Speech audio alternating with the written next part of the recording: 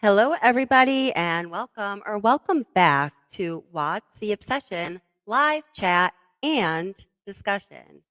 Tonight, we are going to be covering a number of topics because there really is a lot to talk about. The overarching theme, in my opinion, is becoming, after I've been following a few different cases over the past few days and watching all the twists and turns and dips and crazy things that are happening in these cases, is guys, there is a huge disconnect between the various systems, organizations, and institutions that have to work together to arrive at a place of justice for victims of crime who have lost their life in this country, at least, and maybe more so than most free countries in the United States, in a country where we have a whole constitution built on this idea of equality, liberty, and justice for all. I'm thinking that this might be to state the obvious, but we are long overdue for an overhaul of the justice system and the various organizations and institutions that attempt to contribute to achieving justice in our country. So I just want to say hi to a few people. Hey, howdy, partner. I was just going to send you a message. I saw you said you'd missed the other live, and I was like, "Oh gosh," I'd call my mom because it's her birthday. My son's birthday was Wednesday. COVID, we had birthdays, we have a birthday party tomorrow, we have bunnies, we got all kinds of things going on here. So I'm really glad to see you here anyway. That's my point. Welcome. Hi, Capricious Yard. Nice to see you. Hi, Tammy. Aw, thank you so much. That's wonderful. Hi, Honey Bun. How are you doing? Nice to see you. Hi, Lala HK. So glad that you're back. Welcome back, darling.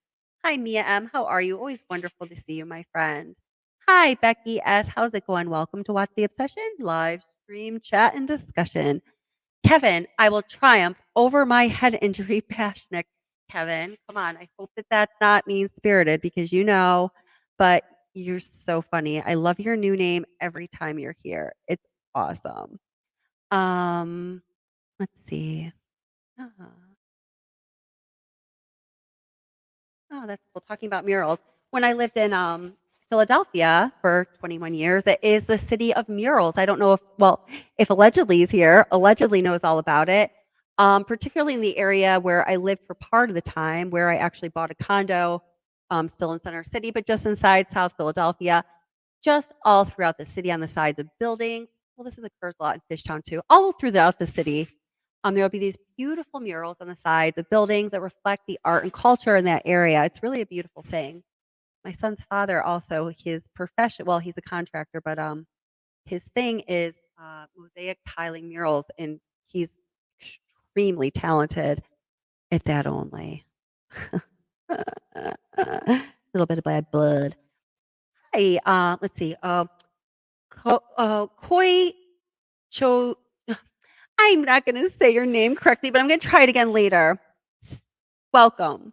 California is only one of 3 states that doesn't require independent coroner and sheriff's office.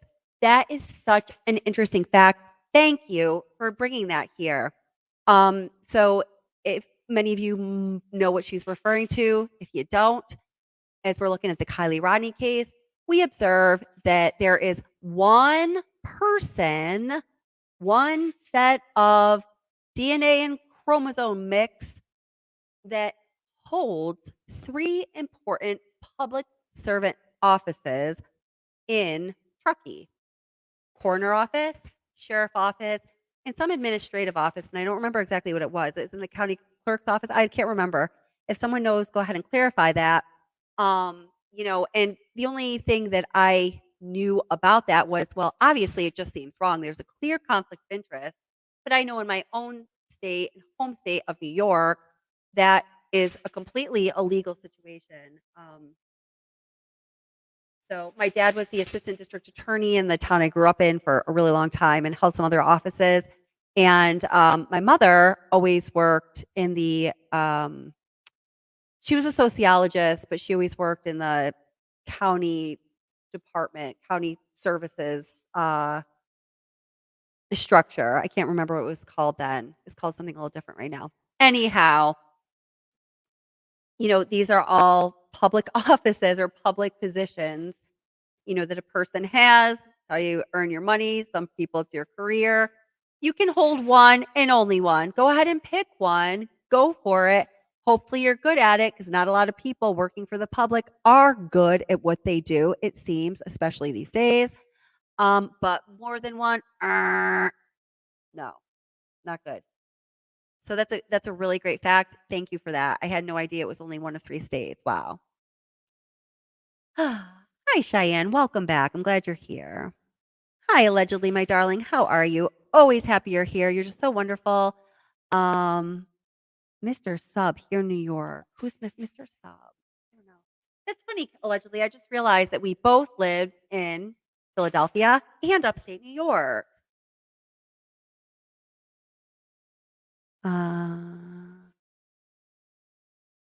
See. Oh, guys, how's the sound? I'm trying a different earbud mic situation because I feel like the audio has been bad lately because my good mic broke. I have no idea why, and I wasn't able to replace it. I was going to get a new one today, but things have been crazy, busy, catching up for life after COVID. Didn't get to the store, so I pulled out an older one. Is the audio okay?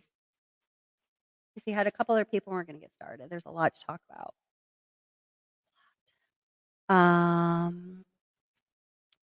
Who else is here? I'm trying to catch everybody I see. If I miss you, I'm so sorry. And just say hello. We'll say hello back. Hi, Fredfield. How are you doing? Welcome. Hi, Gregory Worth. So glad you're here. I hope you got my message and comment. I did not send out an email this evening, but sometimes I do. If anybody would like to be on my email list to let you know when live streams are going on, I try to send out an email a few hours before a live stream because I know notifications are not reliable. I have just about 50 people on there now, the moderators and the people who are, like who are here often. I'm happy to add anyone to that list. So just email me at watsobsession@gmail.com. So I have your email and I'll put you on that list, sir. All right, let me get back to current times. And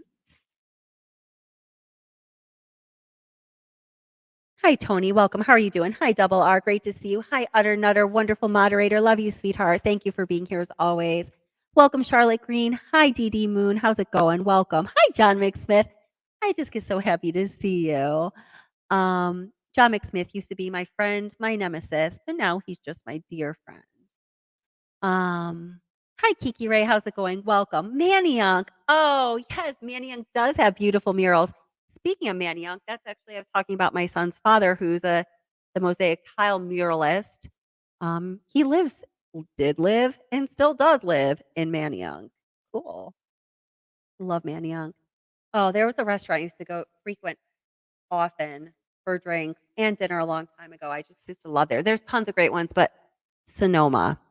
Did you ever go to the Sonoma there, guys? Oh my gosh, to die for. Really fun too. Good nightlife. Back when I used to do the nightlife. Hi, Colby317. Welcome. Nice to see you. Hi, Misty Street. Hi, how's it going? Nice to see you as well. And Esther, how are you, my friend? Double R, I'll say hi to you again because you're awesome. Princess Megan Elsa, my sweetheart. Welcome. So happy you're here as well. And hi, FN. How's it going? I'm glad that you were able to make it too. Oh, that's right. FN says, I'm so happy to be here. All of you make this the best channel. I totally agree. It's just such a good vibe. You guys are all amazing. You absolutely make the channel what it is. Yeah, I see you, Double R. Aw, John McSmith. All right. So, without further ado, guys, just follow me. We're going to do a little mishmash of things here. There was huge bombshell, serious bombshell news in the Carly case. I'm going back to that because I've covered very few cases on this channel. It is, after all, the channel named What's the Obsession because we do get a little obsessed around here, but we are open people and we will become obsessed if need be, with things other than the Watts case. So it does happen occasionally, not so often. Kiely Rodni really grabbed our hearts and curiosities, so we're obsessed. Cassie Carley was another case that I briefly covered because it was just very briefly in the news. But when I heard about it and I was following it, I think I just related to her as a single mother, and it just was such a shocking and seemingly tragic case. I did do some videos on it. I don't think we did any live streams. They were just uploads I did. Well, anyhow, the autopsy report came out just today, and holy shit, it is shocking. And what is even more stunning are the implications of what that autopsy report says. Now, this very deeply ties in to the Kiely Rodni case. We are going to make those connections, but I don't want to forget the channel's namesake, and this is going to tie into the theme for the evening as well. So, guys, the Skanky Empanada would like to say just a brief hello. I hope you guys don't mind.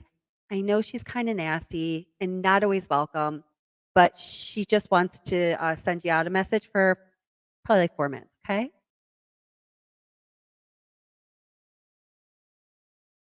Really nothing of relevance, Whoops. to be honest with you, but Probably not.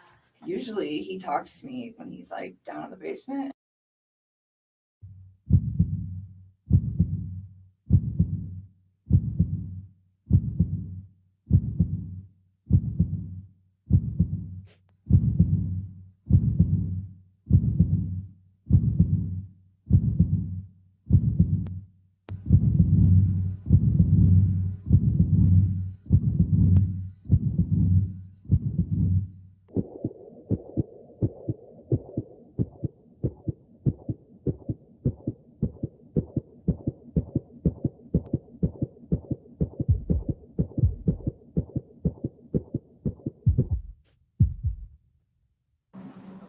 That's the best I can tell you from a timing. Can you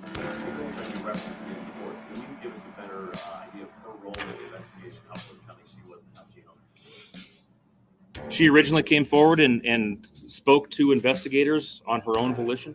Yeah, I'm trying. I'm really trying to help you guys. I need you guys to help me too. Like, Yes, we'll ma'am. do this as a team, but just don't So fucking let me down. the please. reason why we can't, like, I think Prior to the time, unfortunately, that she came in and spoke with investigators, she had deleted all of the information off of her phone that had Well, Kevin, it is Halloween time after all. any connection between her and Chris Watts. That hampered the investigation. You know, they're going to say, oh, you're the woman that had an affair with this man who took out his whole family. And I take a step back and it's just like, I didn't know. Like, it's That hampered our ability to get that electronic digital connection between the two. wow. Why? Ow. She was interviewed on multiple occasions. I believe that for the most part, she was forthcoming in the course of those investigations. We don't have any reason to believe that she had any prior knowledge or involvement in the death of Shanann, Bella, Celeste, and Nico. I think that's the best way I can answer that. Yes, sir. I still cannot believe this is happening.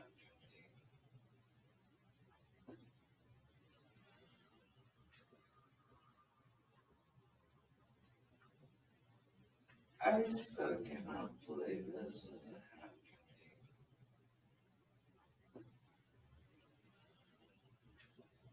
so. Okay. His wife gets home sometime at about 2 o'clock on that morning. So No, she got home on Sunday. Pardon me, She got home Sunday. on Sunday. she got home on Sunday. So did you ever talk to him late on Sunday night? No, we were on the phone, but I mean, I had to let him go and get up and go to work. That was So the 9 to sometimes- 11 call it was like a 2-hour phone call we talked about yesterday on Sunday night from 9 p.m. to 11. And that would have been the last time that I talked to him until the work day. That's like the meat of this whole Let's get to the phone call on Saturday from 9 to 11. What did you guys, or pardon me, on Sunday from 9 to 11? Yeah, we talked a few times. So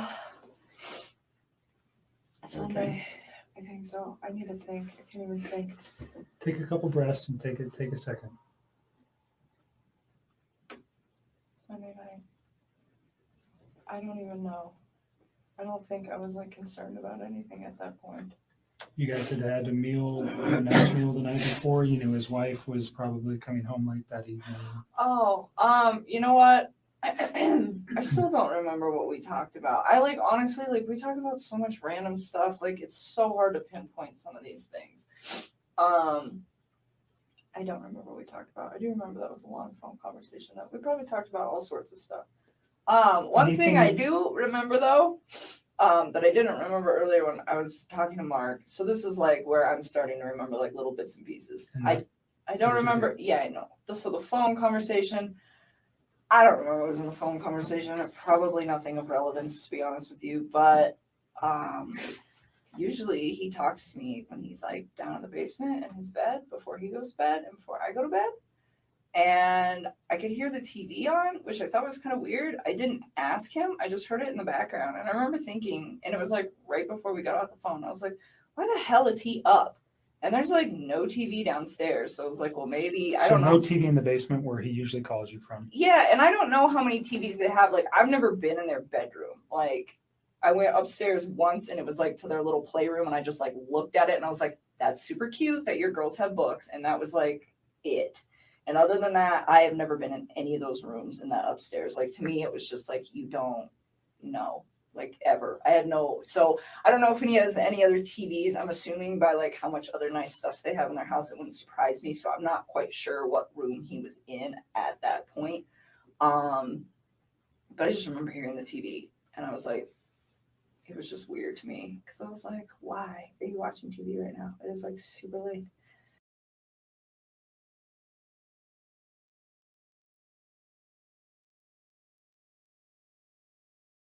So his wife gets home sometime at about 2 o'clock on that morning. So No, she got home on Sunday. Pardon me, She got Sunday. home on Sun- She got home on Sunday. So did you ever talk to him late on Sunday night? No, we were on the phone, but I had to let him go and get up and go to work. That was the 9 to 11 call it was a 2-hour phone call. I love how you can hear Kevin Kovac banging on the desk here, and he's like, "That was the 111-minute phone call." Sorry, that was a weird sound. Let's listen to that again. He gets so frustrated with his lying empanada. Paquito.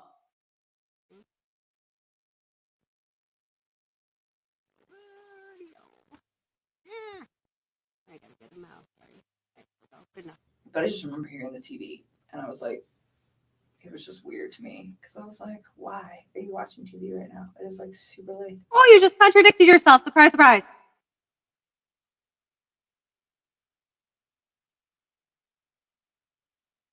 So his wife gets home sometime at about 2 o'clock on that morning. So No, she got home on Sunday. Pardon me, She got home Sunday. on Sun- She got home on Sunday. So did you ever talk to him late on Sunday night? No, we were on the phone, but I had to let him go and get up and go to work. That was the 9 to 11 call it was a 2-hour phone call we talked about yesterday on Sunday night from 9 p.m. to 11. And that would have been the last time that I talked to him until the work day. Oh, liar, liar, pants on fire. And thank you for that really wonderful compliment, sir. I'm going to show you why you're a liar. The TV and I was like, it was just weird to me because I was like, why are you watching TV right now? It is super late.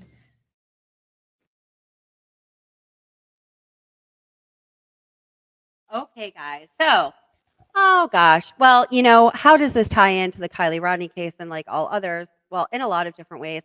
I do have a lot of Watts coverage that gosh, before the Kiely Rodni case started. Oh, I do like this intro. I do love editing videos. I didn't do a live stream until my channel was up and running for a while. I don't know, at least half a year. I was just going to do all of it, edited videos, wanted to do documentary style things. But you guys are just so awesome. I love live streams now too. But look at this girl. this demon. Look at her eyes. Look at her eyes, guys. Come on, guys. Look at that. Look at that. Or maybe don't. Maybe look away. Look at that. She's creepy.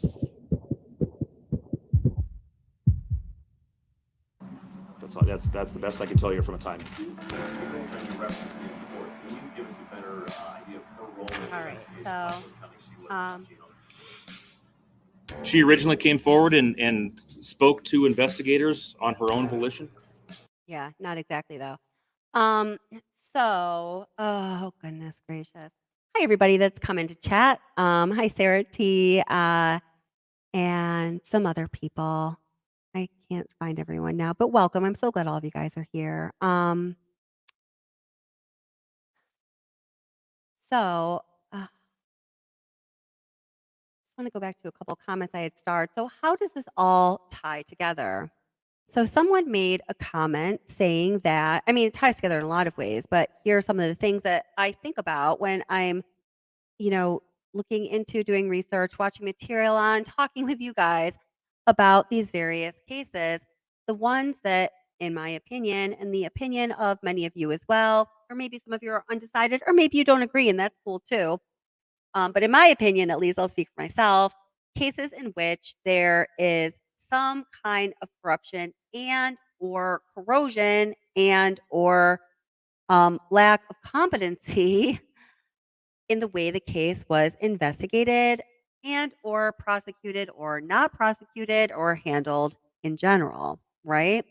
So there are some similar themes that run through many of these cases, and we're talking murder cases. Oftentimes, these cases, the ones that we tend to look at involve murder cases where the person who was murdered had a relationship with their asshole murderer.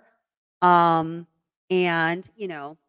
although we look at a lot of dynamics and things that contribute to a crisis escalating to into a situation where something absolutely horrific and tragic may happen, there is no reason to ever hurt another person with your physicality, your words, or superhuman powers. And for the love of God, there is never a reason to murder someone.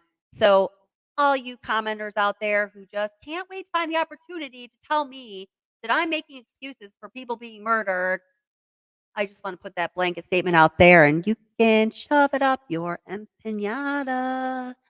Let's see, I'm looking for the comment here.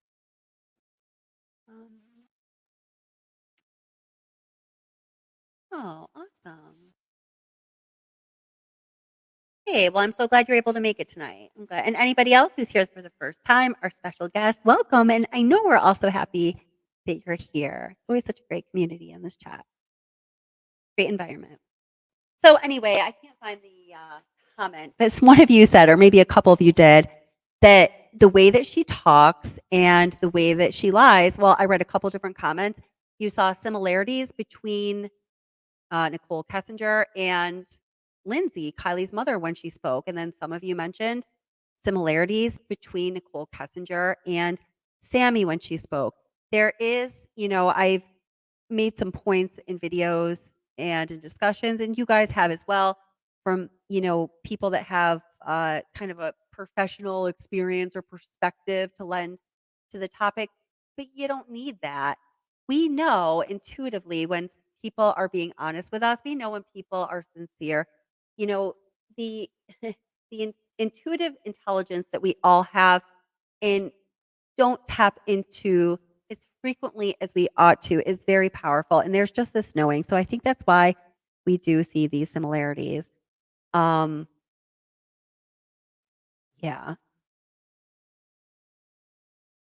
Let me get back down to current time in chat. And Tony says she's very creepy. God, she is so creepy.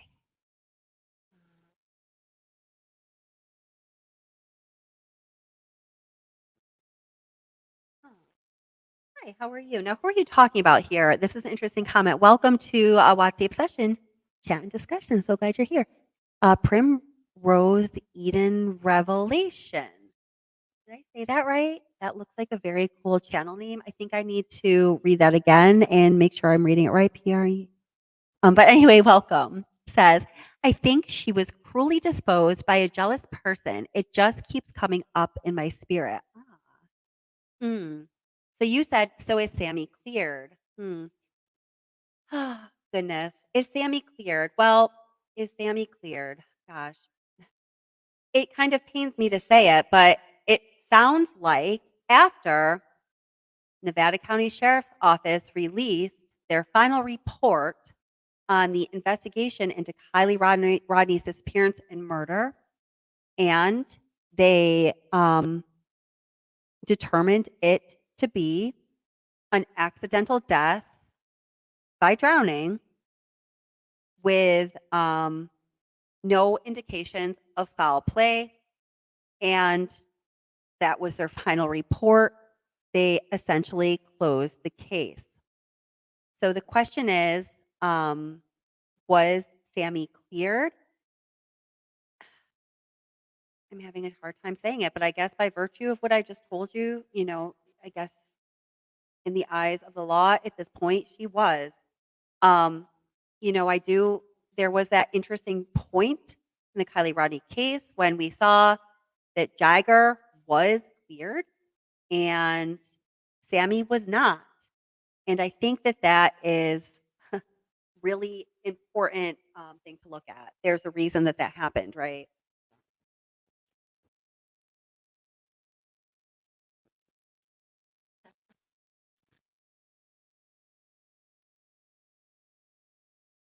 Yep. According to the report, everyone is clear.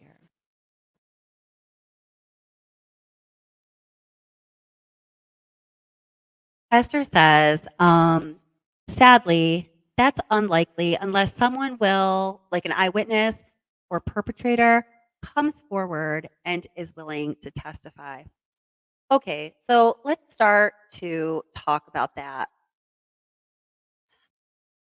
So the other night, I was telling you guys that I was kind of excited because at that moment in my mind, I had been working it out.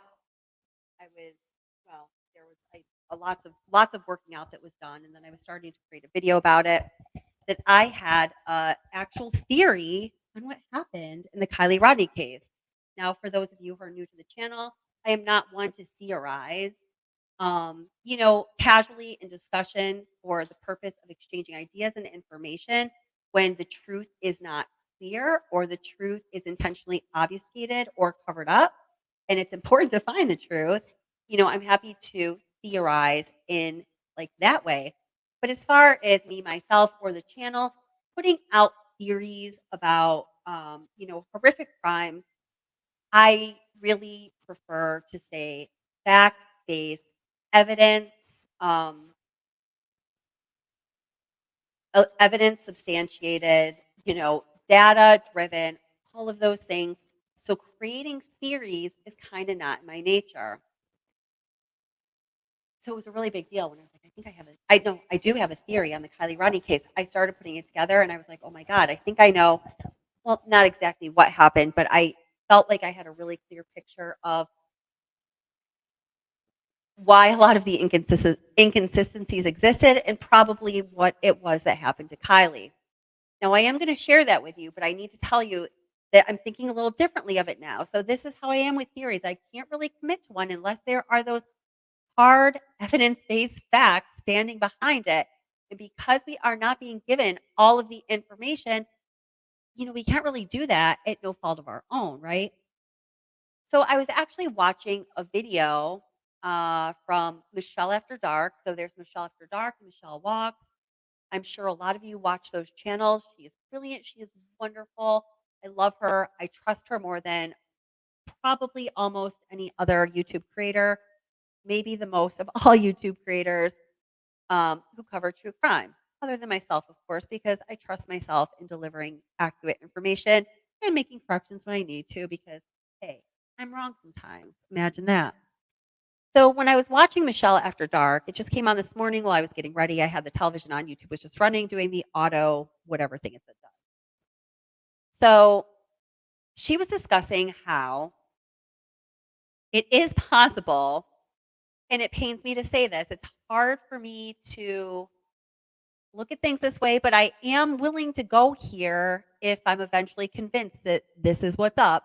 She was saying that it is possible. She's leaning towards, she was kind of saying, guys, I think that we need to accept the fact that it's looking like, with all of the evidence coming in, that this was just an accident and it's all that it was. And yeah, things happened. Like Sami was obviously lying and acting very strangely, but in her opinion, I believe she said that's because, Sami was just trying to catch her 15 minutes of fame, trying to get the limelight, just being very self-centered and just unaware of anyone else in the world but herself, which is the general vibe I do get from Sami.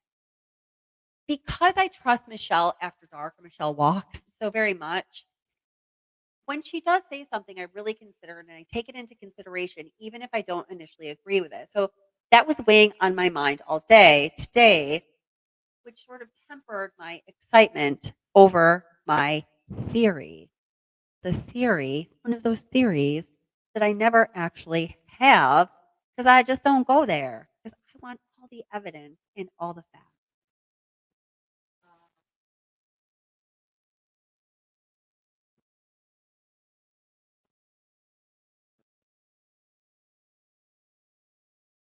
So what Kiki says, Philly is a war zone. 13-year-old girl Ard on her way home from way to school this AM. What does that mean? Should I know what that means?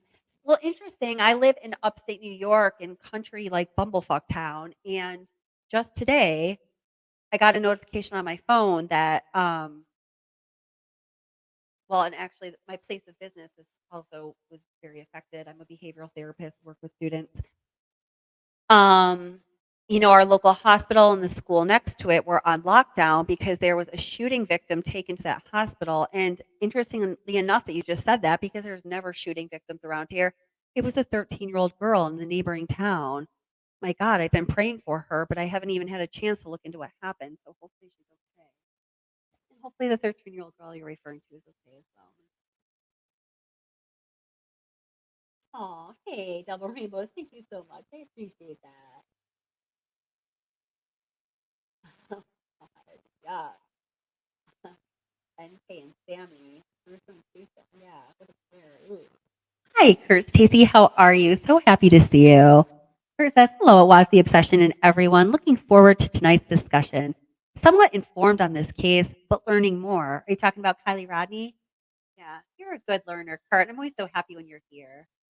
Uh-oh, look out, Double R. Kickstand Kurt's in his house. Uh-oh, he knows. Uh, it's all just fun love between Double R and Kurt Stacy, guys. If you're new to the channel, we're like, we're willing to have, passionate, heightened, intense discussions where people really don't agree and sometimes get really pissed at each other, but still act in a civil manner because we as evolved human beings are capable of doing that. And it's really how we should behave. Especially when we're discussing things that are important to us, important enough to solicit that kind of response and emotion, right? So that's okay. But we don't do the BS drama thing around here because it's just like we just don't do it.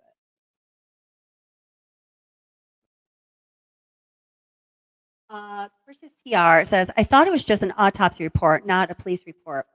Are you talking about Kiely or Cassie Carly here? I'm curious. I'll wait till you answer and then I can say that. Whatever you're ready. Oh gosh, you guys are all talking about. So I need to know which one. Which one are you guys talking about here? Lala and Misty Street. You got in on the conversation. Are you guys talking about Kiely Rodni or Cassie Carly?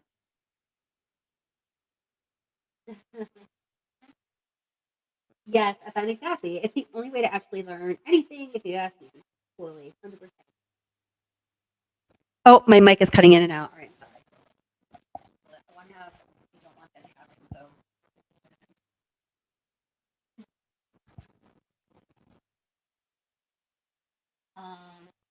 Okay. Everyone pause. Thank you. Just doing a little sound check if I need to adjust my mic. How is the audio right now? Can you just please give me some live feedback for about 9 seconds?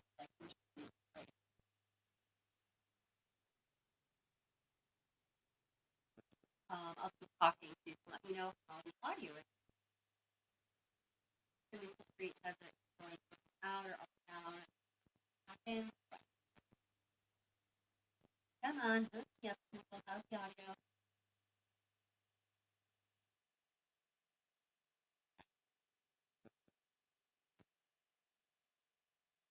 Gotcha. Thanks, guys. I wanted to chime in on that. Audio is choppy. All right. Give me just one second.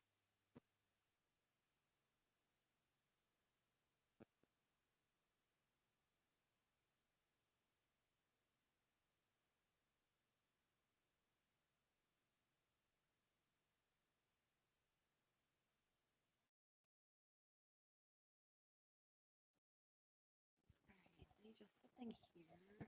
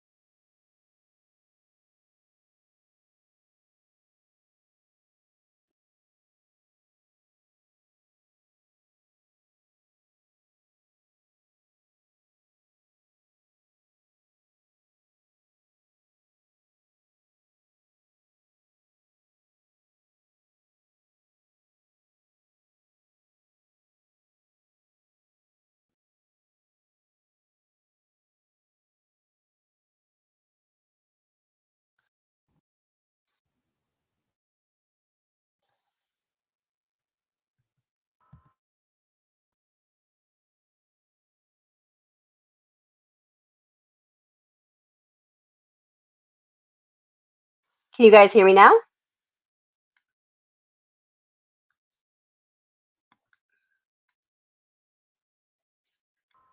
Can you guys hear me now?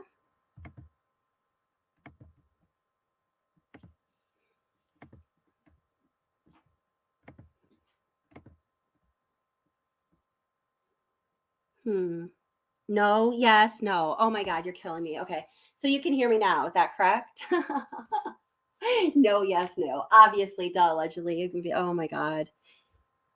Can hear you. Okay. All right. Is it less choppy? I know you are. All right. Intermittent. Gosh, I don't know what's going on. All right, good. I'm sorry about that, guys. All right. I'm getting a new mic tomorrow. I freaking hate that kind of thing. All right. Okay. Good Lord. Okay, so going back to the topic at hand. Okay. So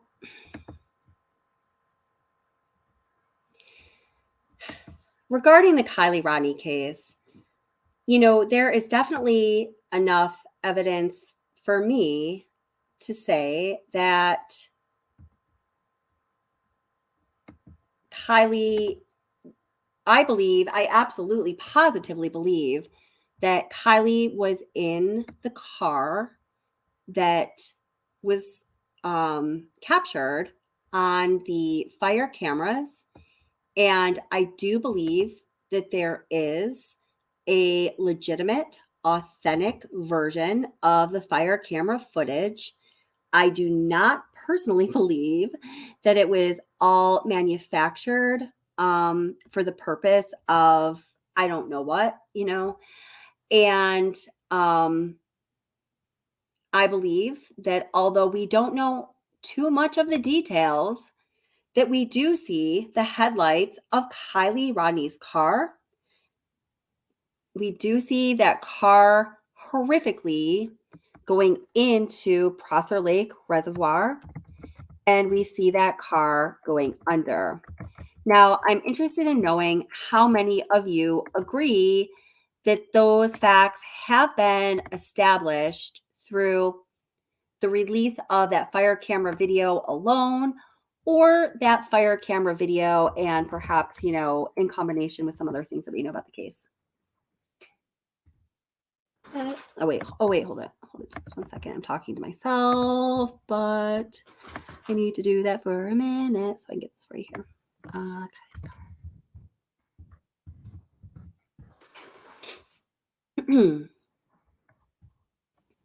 All right, let me check in and see what you guys said, if anything. So Misty Street says, I absolutely believe that is Kylie's car and her car going in, and the fire camera was real, but I don't believe she was driving. Yeah, I don't, as far as was she driving, I'm definitely not there yet. And I'm not convinced either way on that, but I'm definitely not convinced she was driving.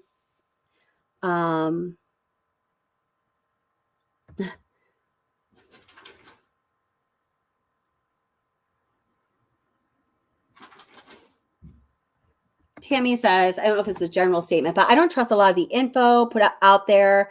It's hard not to ignore the red flags. Right. Yeah. I gotcha. I agree with that. Totally. Kurt Stacy says, yes, the camera showed it. Yeah. Butterfly McCoy says, I don't know about the date. Butterfly McCoy, can you tell me more about that? What do you mean by that? I'm interested to know what you're thinking here. Blind Fury says, I don't believe anything I can't prove to myself. I feel you on that, right? It is really hard to believe these things that are put out here for the public, relative to these two true crime cases, when we have been fooled and lied to, and we've seen evidence of corruption and really terrible behavior, at times beyond malicious, but evil behavior on behalf of those who have vowed to protect and serve us, the community, and society in general. It's really disgraceful, right? So let's see. Hey, K-Mac, welcome. Says, I flip-flop, but hard to believe anything law enforcement claims. Absolutely. Okay, so Butterfly says, the timestamps could have been changed. Maybe the car was put there after the search. Maybe. And that is possible. And yes, the timestamps could have been changed, but, I did go to the site when it was still up and running. And now I'm not like a, tech genius or anything by any stretch of the imagination. So it's very possible somebody could have totally pulled off something that I couldn't conceptualize, or certainly that I could not detect. But when that website was live, it seemed like legitimate to me, but I don't know. Tony says, I feel like it was her car, but I don't feel she was driving. Okay.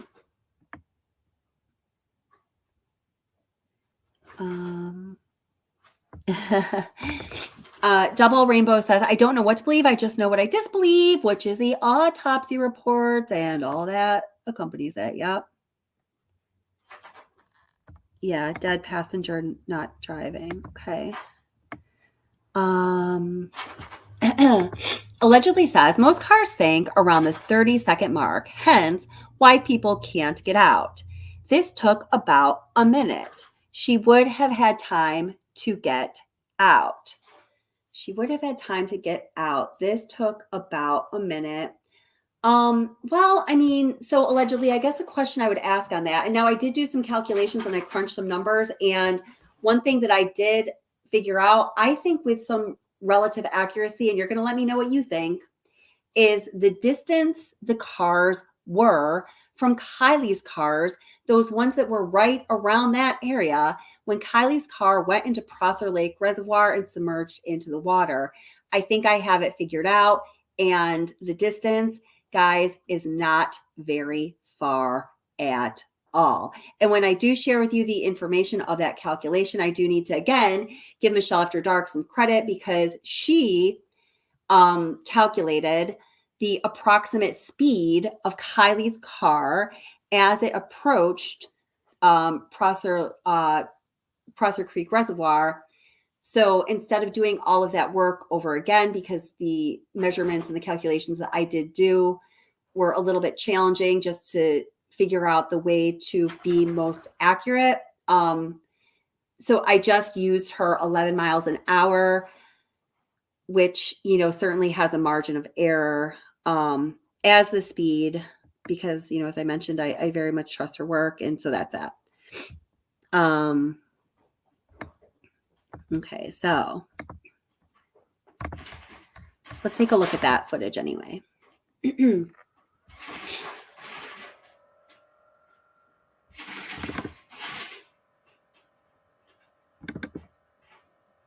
Can't wait to get my new mic tomorrow. I'm really excited about that.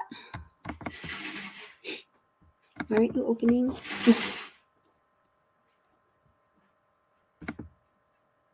Oh, there it is. Okay.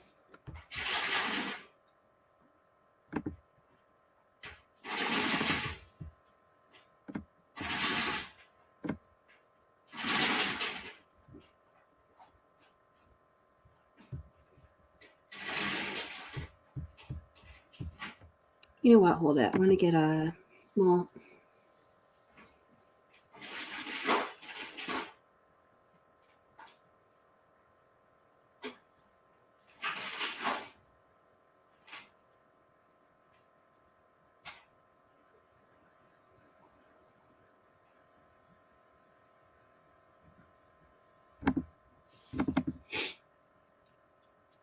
well, sorry. I don't think this is the one I want to play. Let me see.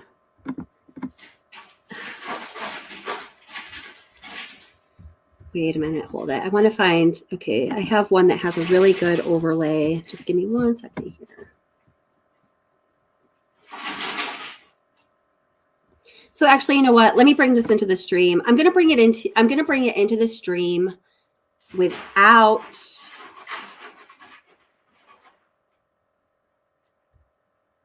no, so hold it. Sorry, I'm being a little indecisive here. All right, let me just bring this into the stream, and then I have a different one to show you as well. That's what we're going to do. Okay, I'm sorry about that.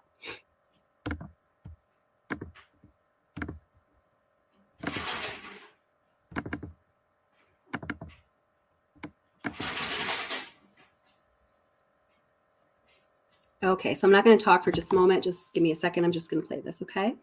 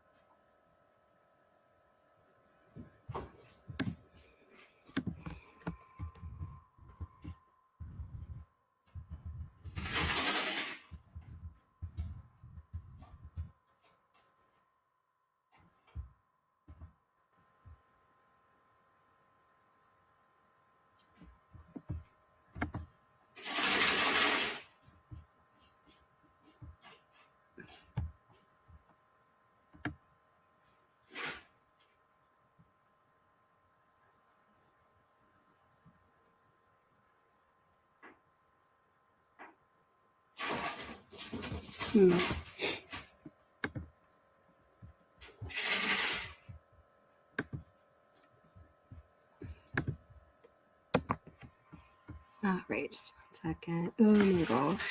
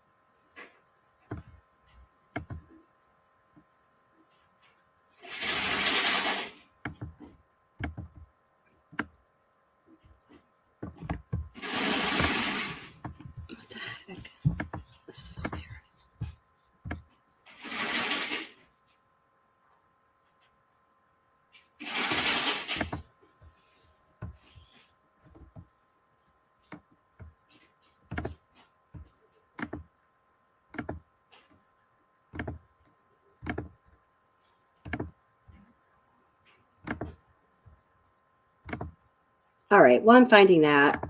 This is the next thing I want to go to. Sorry, I'm jumping around a Welcome little. or welcome back to Watts, the Let's listen to this, or let's watch this and listen to some of Sami's statements and a basic kind of overview of the veracity of these particular statements that she makes time and time again when she is interviewed about Kiely's disappearance. obsession, covering the Kiely Rodni case to ensure complete justice for Kiely.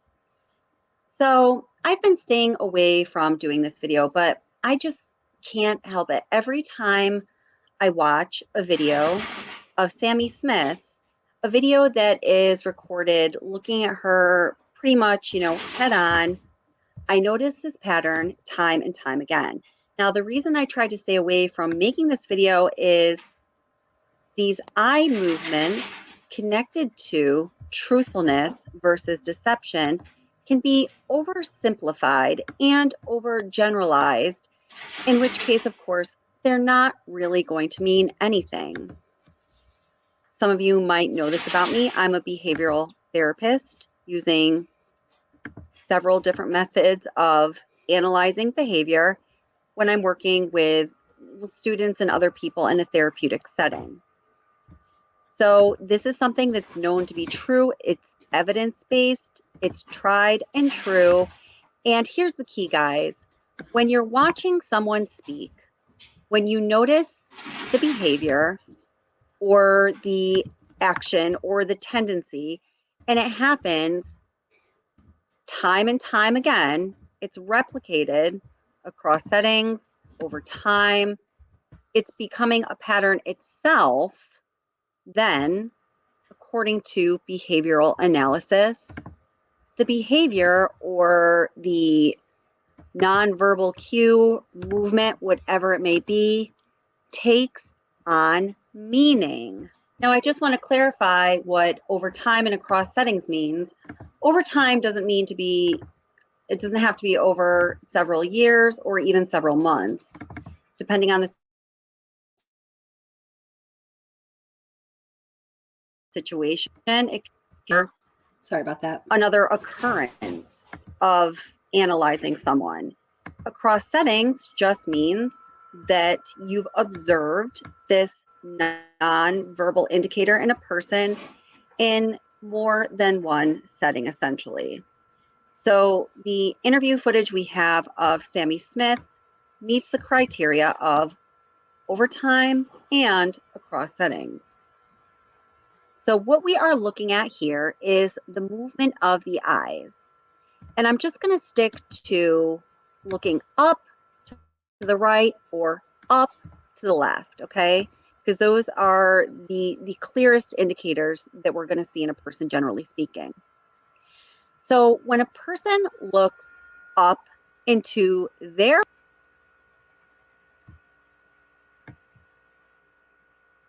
right, which remember is going to be your left, they are constructing a visual image, which means they're lying. They're making something up they think you want to hear, also known as lying. When a person is talking and they look up and to their left, which is going to be your right, they are visualizing something that is a remembered experience through images. So they're telling the truth. They're recalling something that happened. They're telling you. They're being truthful. So now remember, when someone looks up and to their right, which is going to be your left, they're visualizing something. They're trying to make up something to tell you. They're lying. When a person is looking up and to their left, which is going to be your right, they're simply remembering something visual that happened in the past, and then they are retelling their story based on those visualizations that they're pulling from their own memory. Okay, so let's apply this behavioral science as we watch some statements from Kiely Rodni's friend, Sami Smith. I went up to her and I said, hey, I got another ride home, because she was meant to be my ride home, but I knew she was too intoxicated to get me home. So I said, hey, I found another ride home. Like, I hope you stay safe. Like, I'll see you tomorrow. Like, I love you. Like, have fun and stuff. I think it's totally possible that somebody could have taken her and maybe offered to drive her home. They've searched into the forest. They've searched into the water. They've searched in every single place, and there's no tire tracks or anything from what I know. So I can't there. Shani Jones wants to ask you, on your last call, did she let you know who the quote-unquote friend was that was driving her home? Yeah, so this is a common misconception. She was not being driven home, and she was not driving. So, okay, at the end of the party when I saw her, she was supposed to give me a ride home because I had asked her to give me a ride home because I wanted to stay later. I then realized later in the party that I believe she was drunk, and I knew she was drunk, and so I did not want her to be driving me home, because I know about drunk drivers and all that, and so Smart. and I figured she would be staying there, or she would find a ride home, because she's a smart girl. She's smart enough to know, she's smart, and so then I found her as I was leaving the party. I was making sure to find her to tell her that I had another ride home, and that I loved her and I wanted to say bye and for her to have fun at the party. And then when I left the party, we were pretty much on 89 with my ride, and she called me as I was in the car in the passenger seat, and she was like, hey, where are you? And she called me as I was in the car in the passenger seat, and she was like, hey, where are you? Do you still need a ride home? And I was like, no, I'm okay. Like, I'm in the car right now. I'm getting driven home now. In the car right now. I'm getting driven home now. In the car right now. I'm getting driven home now. But Kiely did not have a set ride home, and I was under the impression that she would either sleep there or find another ride home. And it was not known that anybody was going to give her a ride home. She was not, when she called me, she was not in a car. I could hear the party and many people talking in the background. All right, guys, listen, I just want to finish up this short little bit of this video that are left. And hi, Southern Logic, welcome. I'm so happy you're here. Let me know if you do want to come up on panel at any point. And same with you, allegedly, or anyone else. You guys are definitely welcome to come up. And also, RT, hi and welcome. And you were just asking, allegedly, if CHP did some test or analysis on the car. We're going to get right to that topic after this.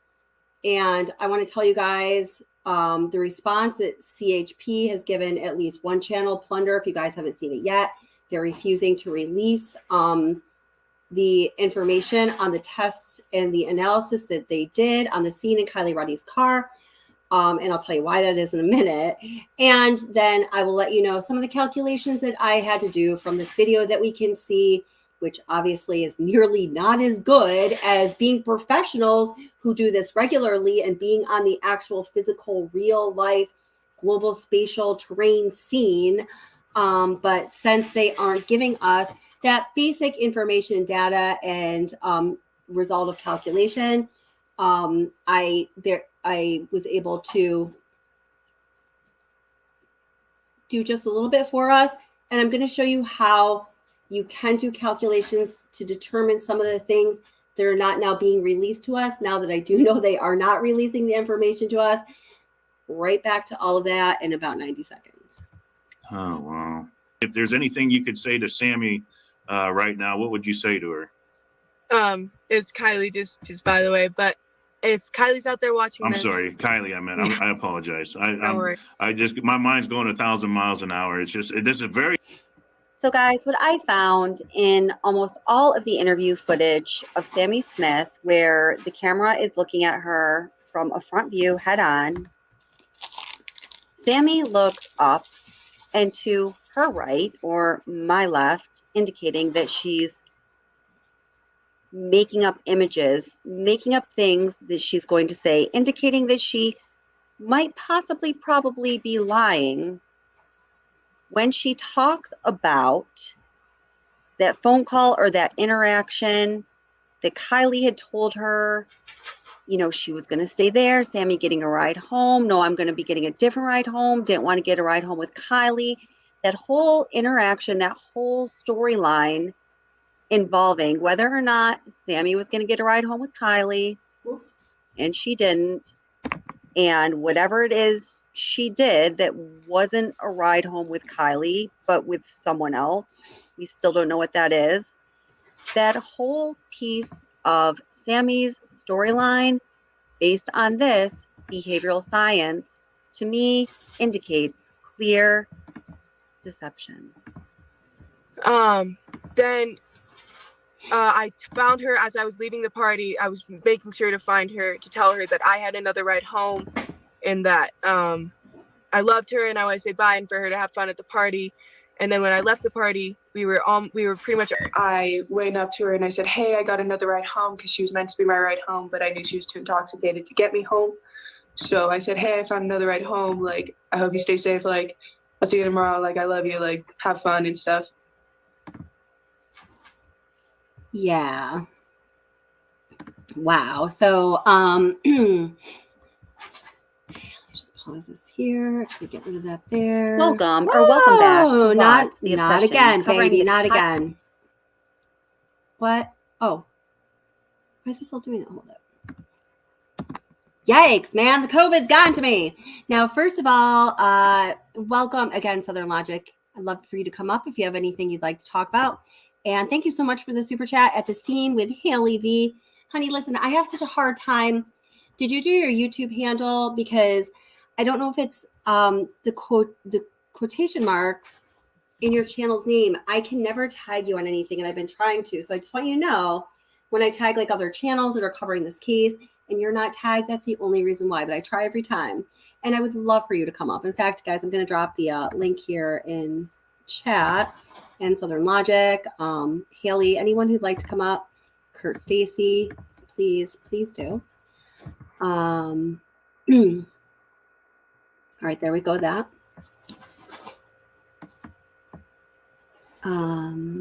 Yesterday's doctors were disappointing. So yesterday's doctors were disappointing. And you know what? So I had mentioned to you guys about the two physicians that gave me a response to the pathologist's report, and the whole coroner's final report on the investigation into Kiely Rodni's death. I was really excited about it at the time they gave it to me. I've seen all of these now, doctors, and even now there's been some medical examiners speaking up on different channels, either giving a lot of the same information. I was really excited to receive from them because it seemed like exclusive at the moment, because I hadn't seen all these people speaking yet, because usually they don't, by the way, which tells me that there are a lot of medical professionals, pathologists, or just physicians who feel very strongly about the screwed up nature of this autopsy report, because they are speaking out in droves. That is really not common. I have found, it's been my experience in a year and a half doing this channel, I've consulted with so many professionals in various areas to get greater insight on, things that are going on in these cases. And while people are often, they either are or they aren't, right, generous with what they will discuss with me or the information they'll kind of reflect on or give me more insight into, even my close friends, sometimes mostly my close friends, do not want to come onto YouTube. And the reason is they're afraid and especially, they know these people for the most part. Some of them I just kind of call, I don't know them. I just call them to create this professional relationship. I've only done that a few times though. But they know me. They know I just started doing this channel. It's like Kelly's side gig. How cute, right? It's not like a real channel. It's like, a small channel. I think that I've been told, and I understand, and I would feel the same way. They're concerned about what that's going to do to their professional reputation. In the case of my friend, Dr. Dre, and the other physician that I spoke with, Dr. Dre is the one who did work in the medical examiner's office. She was not the medical examiner for a jurisdiction. I just want to be clear on that and real about these people's credentials. And the other one, I call him Dr. Doobie. I'm just going to go with that because have not asked them if I can release their real names. I should have done that, but I'm not going to without their permission. They both have private practice. And I discussed with both of them the fact that they would not want to go on YouTube or any other streaming platform giving a response, especially a critical one, to somebody in their field because they are afraid that it would hurt their professional reputation. Or imagine if, my channel all of a sudden blows up and everybody's watching it, woo, bells and whistles. And, one of their clients, my friend, Dr. Dre, right now, she's doing a lot of work with, she has a couple doctoral degrees. One is in psychology. She's focusing a lot in that area right now in one particular specialty. So imagine if her patients with very sensitive matters going on see that she's flapping her jaws on YouTube, right? Like, she has a private practice that she's dedicated her entire life to building. She doesn't even want to have to lose one patient because of something silly like that, right? So anyway, I have some written statements and other things I'll share with you from them. When all these other doctors and pathologists started speaking out, it just didn't feel that awesome anymore. So I just wanted to kind of close the loop with that. But here, let me welcome up onto panel at the scene with Kiely V. And it's so nice to see you, sweetheart. How's it going? Oh, can you hear me? I can hear you. Yay! Welcome. Hey, my darling. Oh, it's so good to be up. It is good to be up. Now, Yeah.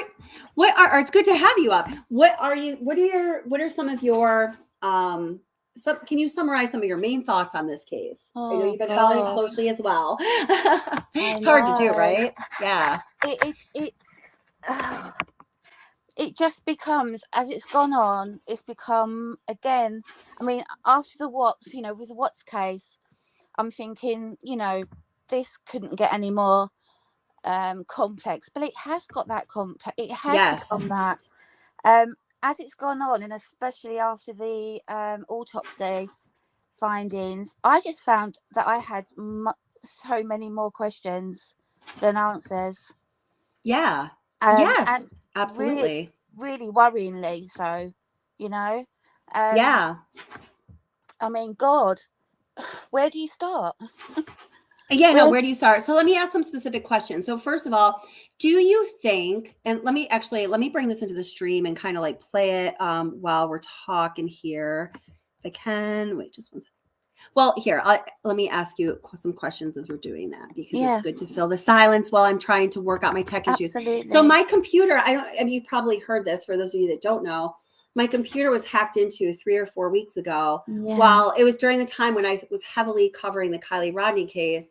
My computer is highly protected. First of all, it needs to be for professional reasons because I deal with sensitive records with a HIPAA nature. Not that I store those files on my own computer, but I have to access my professional files from my personal computer because, COVID, I work from home sometimes, right? So, so that reason, and also just because the YouTube channel, and just we have to protect ourselves from financial fraud and all these other things. So, I am I have all of that protection stuff up the wazoo. So, me too. And I haven't had any. Have you heard though, Kelly, that there's been quite a few creators that have said that as soon as they started covering the Kiely Rodni case, that they've had issues with the same kind of thing. When I eventually talked about it, because at first I was like, I'm not even going to talk about this because I don't want to give whoever did this the satisfaction. But then, it kind of really started to mess with what I was doing. And I was also kind of upset and frustrated about it. So I started talking about it. And then I did hear that from people, which, obviously really creeped me out. It's weird. And it was very weird because it was right when I was really heavily, for what I do, covering that case. It was right at the crux of that. And what happened as a result was, there was some damage to several different, I had some financial issues. I had 2 bank accounts broken in, a credit card account and a bank account broken into. There was some fraud on it. God. Luckily, I knew that my computer was hacked, so I was watching it closely, and I Yeah. was able to contact my bank pretty quickly, but it was on a certain Friday. As soon as I got paid, somebody tried to empty out my freaking account. Well, one account, and I keep like a little bit of savings in a different Yeah. account, so you can't do that as easily. Yeah. But I still haven't been like reimbursed for it. Like, I hope I am, but I don't even know Oh. the outcome of that yet. So See, it's really it's- bad. We're really ahead. good over here with mine because we bank with Barclays, but they're so good. Like the day you tell them, they refund their money straight back in there. They're really hot on it. So, Yes, well, this is the United States, baby. Welcome to the Yeah. jungle. We got lots of bullshit. So, yeah, I know. It's much different, Yeah. right? Mm. That sounds so nice. It makes me feel so like just warm and protected, even to hear you say that. I wish that Yeah. everybody felt like I that, know. because I don't feel warm and protected. Mm. But the only files that were like catastrophically corrupted were my Chris Watts files, Really? including the one copy of the discovery that I had on my local drive. It was not my sacred original copy that I have backed up in like a million different places, In the and vault. locked. Yeah, exactly. But then I just recently started talking about that original copy, and I've been putting out things with that original phone record data, which like I think like I can't even count maybe one hand. It seems like people that actually have that anymore. So I was wondering if then maybe someone was going for that specifically. I really just don't know. Who knows? But Yeah. I digress a little bit on that note. But do you think that it was Kiely in the car that is, clearly, well, if the footage is real from the fire cams, do you think that's Kiely's car? What do you think about I that mean, video in particular? I've looked, and I've spent hours looking at all aspects of this. I absolutely believe that that's the footage of the car. Mm-hmm. Yeah, there's no doubt in my mind. Yeah, I think so too.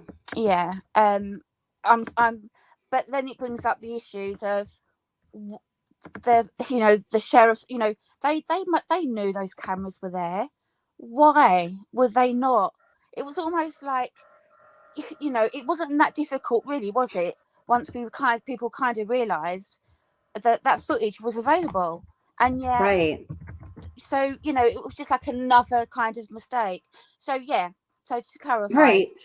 Yet another mistake. Yes. Yeah, another mistake. Just add that Oh on the my list. God. So yeah, I absolutely believe that was her car. So what troubles me then is, because I've always believed, and I still do, in that there's some foul play. But yeah, if we look at the timeline and we look at the footage, it then becomes harder to imagine that it was like it was a premeditated murder, or it was some kind of attack. So in my mind, I'm thinking, does it make more sense that she, for whatever reason, because we know she wasn't drunk, right? They obviously, we know they tested for the fentanyl, but there were party drugs they didn't test for, which could have made her look or appear to be drunk, stumbling, slurring her words. So what if she did get into the back of that car, fell asleep, and for a joke, someone says, you know what, let's go put a car over there, because when it's gonna wake her up, and it's just gonna scare the shit out of her, or and then it went horribly wrong, because and then what you need to, so you've got the timeline, and then you've got people. There were so many people, the traffic at that point of people leaving and whatever else, the stuff that was going on, and then the car, when you think about the incline, so that was very steep. So once you kind of drove that car up that hill, as you got to a certain point over, it wouldn't have been able to have been seen by other people. Right. It would have kind of disappeared, because I didn't realise it's really difficult to see on some angles. I mean, what I'm looking at right now on the screen, that looks quite flat, doesn't it? But actually, when Yes, that's a very good point. Yeah. it's not, is it? It's actually, Right. yeah. So once that car went over Oh, that right. lip, Okay. you wouldn't have seen it. That's a very unless good you point. knew. So, I mean, so then would that make sense that if this was a joke that went really badly wrong, it would seem more likely, because that wasn't just one person then, was it? We're talking about, let's have a giggle. There's a couple of, a few of them. It would make it more, to me, it would make it more obvious then that there would be a cover up, because you know what, there's more than one person involved here.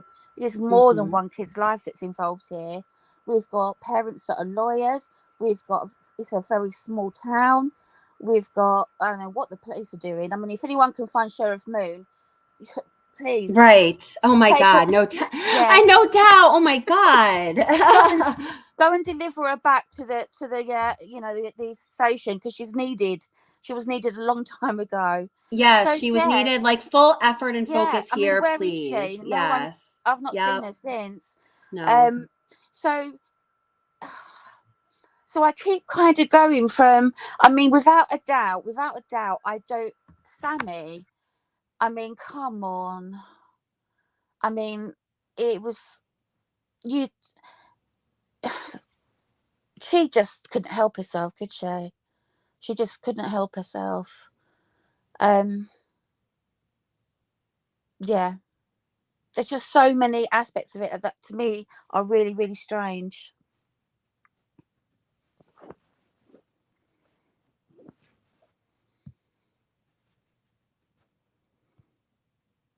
Oh.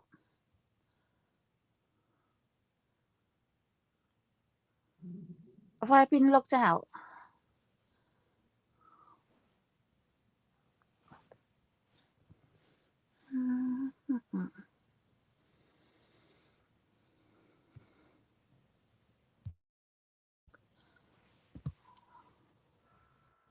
All right. Let's see. I'm back. Can you Okay. still hear me? Yeah, my computer just it just security locked and powered down. Isn't that crazy? We were just talking about that. What, yours did too? Yeah, it just froze. How weird. That's really weird. Oh, that's really strange. It's Mine very just strange. Yeah, exactly at the same time. Oh. Yeah. That's very, as we were just talking about that too. I know.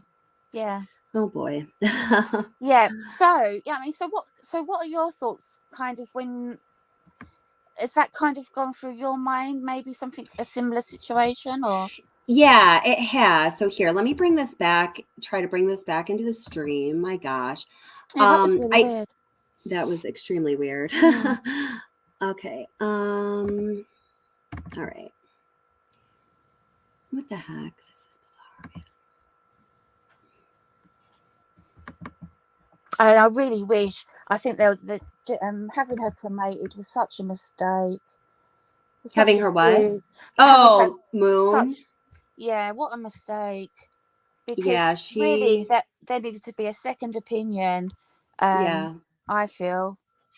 There definitely needs, oh my gosh, it definitely seems there needs to be a second opinion. I mean, my gosh, when you heard any representative from, any of the investigators, any of the agencies that were primary on that case, they were just blabbering, bluthering idiots. Yeah, oh, hey, Lauren, thank you so much for the super chat. I really appreciate it. Thank you for being here. Thank you, Love Lauren. that you're back, and thank you for supporting the channel. Lauren's wonderful. She's from back in the day. She's like an OG. So, do you know what OG means? Like an old gangsta. Yeah. Like might not be. It might be a weird US thing. So, hi, Ara, darling. How are you? Welcome. Thank you for being here.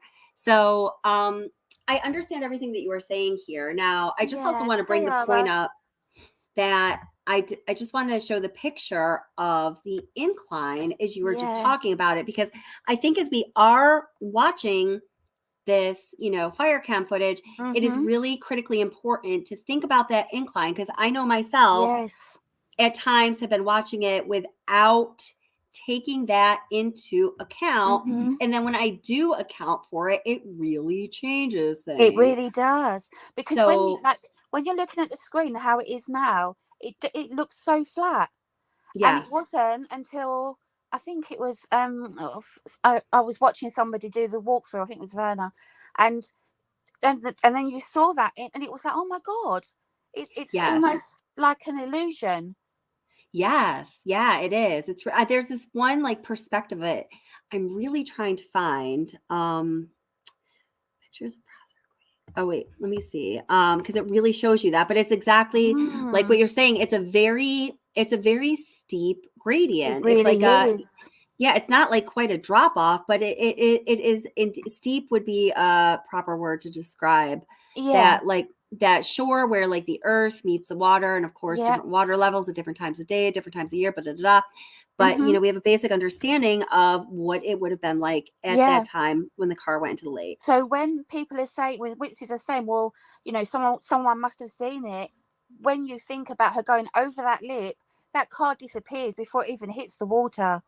Right. And therefore it would have been difficult to have seen that car unless you knew, because why, you know, who else would have been driving down? Well, and also, I'm sorry, I interrupted you. Yeah. Also, but if you are extremely close, and I'm going to share with you in just a couple minutes some calculations that I did in conjunction with somebody who is much better at this kind of thing than myself, that I think are pretty freaking accurate, that might give us an idea, a good idea, I believe, of how close the onlooking cars were to Kiely.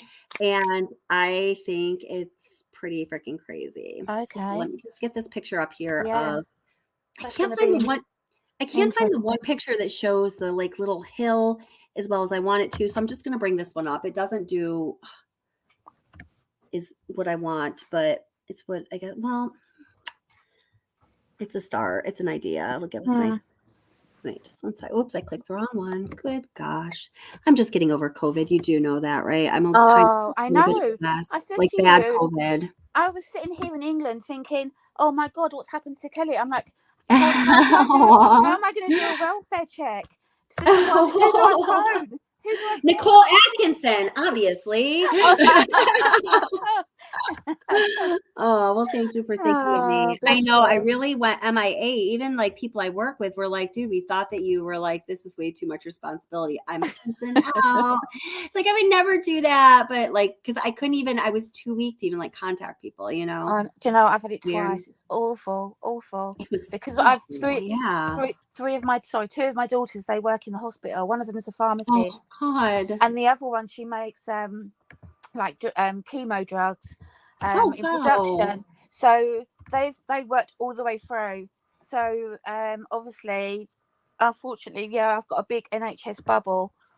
So Oh, that's good. That's good. And have they been sick with it? Yeah, they were. Yeah. Yeah, because I had it 3 times. The first time I was sick, like I was pretty sick, like nothing too cray, but pretty sick, like, you know, like the flu. And then the second time I had it, it was like, ain't no thing. Like, you know, I didn't really even feel sick. I was just tired. And then this time I was absolutely ass kicked. I couldn't believe it. Well, the first time I got it, I wasn't too bad. It was the second time that it was worse for me. And I'd had my first jab. So makes no sense. Yeah, I know. I was vaccinated and all that too, but oh gosh. Okay. Right. Okay. All right. Here's I've just got to go with one. It's like not the one I'm looking for, so I'm just not happy, but all right, here. Yeah. Pick anyone. Shoot. Come on, Cal. Where to go? Yeah. So my whole point of saying that was this is my COVID brain. COVID brain, hard at work, trying to remember and find things. So, yeah, we're going to go with this one. All right, this is fine. And so Gregory's asking in chat, is it possible that the footage could have been manipulated? I mean, of course, there's you know. Yes. There's always that. You could never say that, you know, 100%. It hasn't been doctored in any way. Right, absolutely. Yeah, no, that would definitely not be possible. I mean, and it certainly is possible that it was doctored. I mean, all I can tell you is this. While that website was still live and I did believe it was a legitimate website, and again, I could have been fooled. I'm not an expert in any of this stuff, but you know, when I did go to it and checked it out a few times, checked it out as much as I could. It seemed legitimate to me. It was everything was consistent. There wasn't anything, even when I was looking really hard, that made me say, oh, wait, this kind of looks off here. I don't think this is for real, you know? So that's, you know, I guess all I can say about that. Now, this is like a little bit of the incline. I know this is not the picture I wanted. This is, and it's a little appropriate. It's somebody chilling on the shore, not to make light of what happened, but it's near where, you know, her car went in. It's not right at the spot. And it was a similar, you know, gradient, you know, roll down a hill. That's a good enough angle to be able to tell how that just continues upwards. Yeah. Exactly. Yeah, thank you. So then, and let me welcome our friend Kurt Stacy up as well. Bringing you up, kiddo. Hi, Kurt. Welcome. How are you doing? Hey, how you doing? Oh, Kurt, hey, our Kurt. love. So nice to see you. Kurt, meet Haley V. Haley V, please meet Kurt. Oh, I know Kurt so Oh, well. you do? Okay. I was You. okay. They're Kurt, old friends. we love you here in the UK. We love you, honestly. Yeah. Oh, I didn't know you were a celebrity. That's so cool. I know. We need to fly you over, Kurt, and show you around London. He's such a modest man. I would love that. You're so no, it's lovely funny. to Oh be my here with gosh. you. I'm actually sitting down because I was told I was supposed to. Oh, really? Who told you were supposed to? From this channel or somebody else? Yours. Oh, because he's calling you Kickstand Kurt? Yes, ma'am. It's okay, because Kurt always, whenever he's, you know, on live stream, he's always like kind of standing up, and you know, it's cool. So you know, I'm they sitting say that down sitting and- is the new smoking as far as your health is concerned. So my God, please stand. It's true. I know. And Double R, you be careful there, boy. Don't be mean now, okay? And let me also bring Allegedly up while we're all here. So, hey, Allegedly, welcome. How are you doing? Hey, Double R. Hey, I've been sitting there. I forgot to click the button to go backstage, so I've been sitting here waiting and listening to you two the whole time. And then I went, "Oh, I never hit that blue button." That's so funny. Well, welcome. I'm so happy you're here. What's on your mind? Oh, not much. I'm just up here just to say hi and hang out while you guys all chit chat. Cool. Awesome. All right. Well, let's see.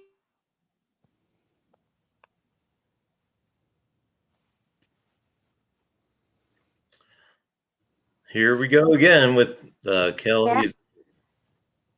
I keep trying to tell everybody she's an android. This is why she's always beautiful. She's always doing everything all over the place and taking care of rabbits because androids love rabbits. And right now, her battery for her microphone went off, and she's got to get, you know, she has to get somebody to replace it. Okay, yeah, happens again. Keep chatting. Is it that, or is it just interference from the powers that be? You know, this is funny. While you two were talking, that whole time, it hit me. When she and I spoke about it before, I said that my computer crashed too. It always seems the computers crash whenever the Red Berets or the FBI are involved with a case, because I remembered what case it was I was going over. Really? And it was Dennis Martin, the boy that went missing in a national park. They brought in the Red Berets and the FBI, and I kept digging deeper and deeper and deeper, and suddenly my whole computer crashed. Really?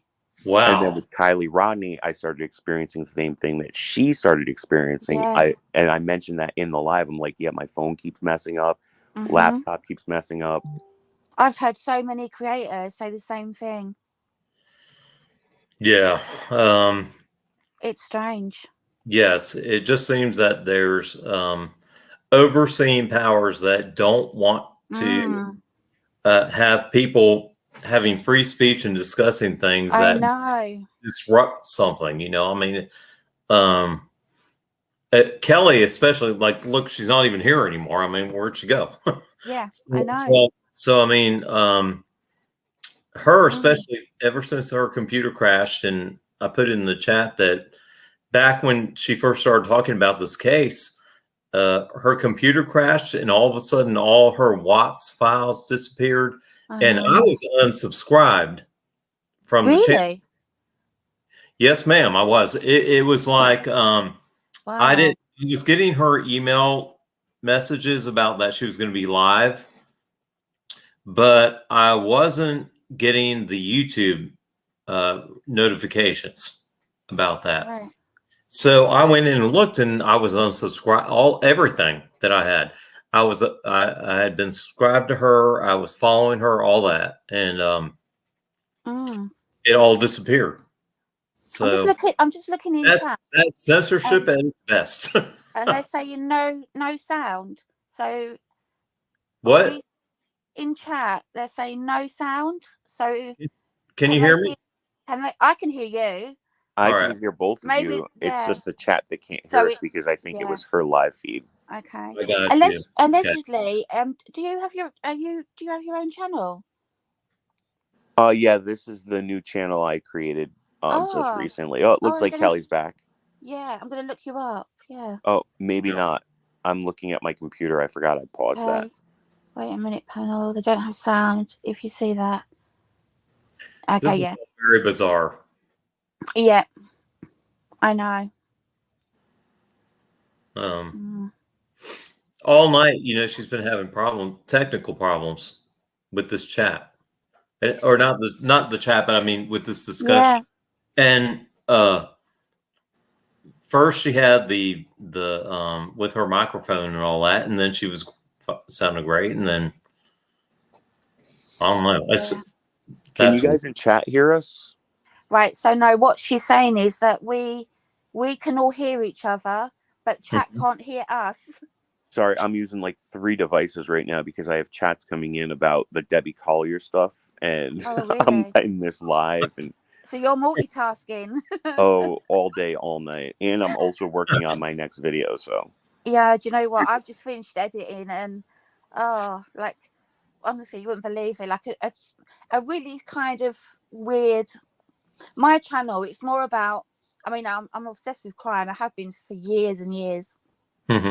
But mine's more of a kind of a crime with a wicked sense of humor. So yeah. For instance, like I send Chris Watts a postcard every week. With like, do you really? Yeah, you need to check it out. Like I send him a postcard every week that's going to be really painful for him.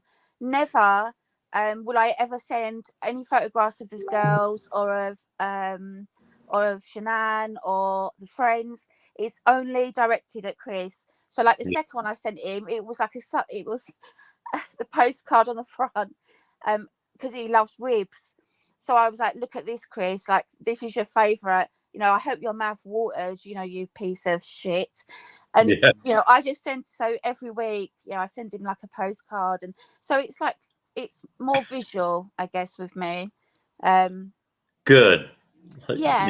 So today I was just doing this really weird, because I saw this weird thing about Ninja Turtles, and how it's wreaked havoc apparently, and turned so many people into criminals. So I just did this really like 2.5 minute short, and it took me about 8 hours. I'm like, Christ, live. Honestly, time just goes. It goes so quickly. It does. Hey, Kelly. Yay! And thank you, Kevin. I just got your text. Thank you. I really appreciate that. You just let me know that everything was going fine. So this is just really weird, guys. I know.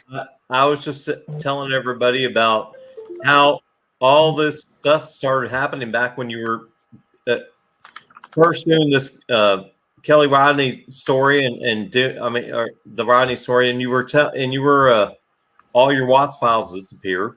Yeah, that's right. People got unsubscribed, and I mean, it was like, Yep, that's right. It was crazy. It was really very weird. I've never had anything like this happen. And like, yes, of course I have like technical things every now and then, especially StreamYard's like, I'm sorry, StreamYard, but you really got to up your game, or I've been looking for a new service, but that's not this.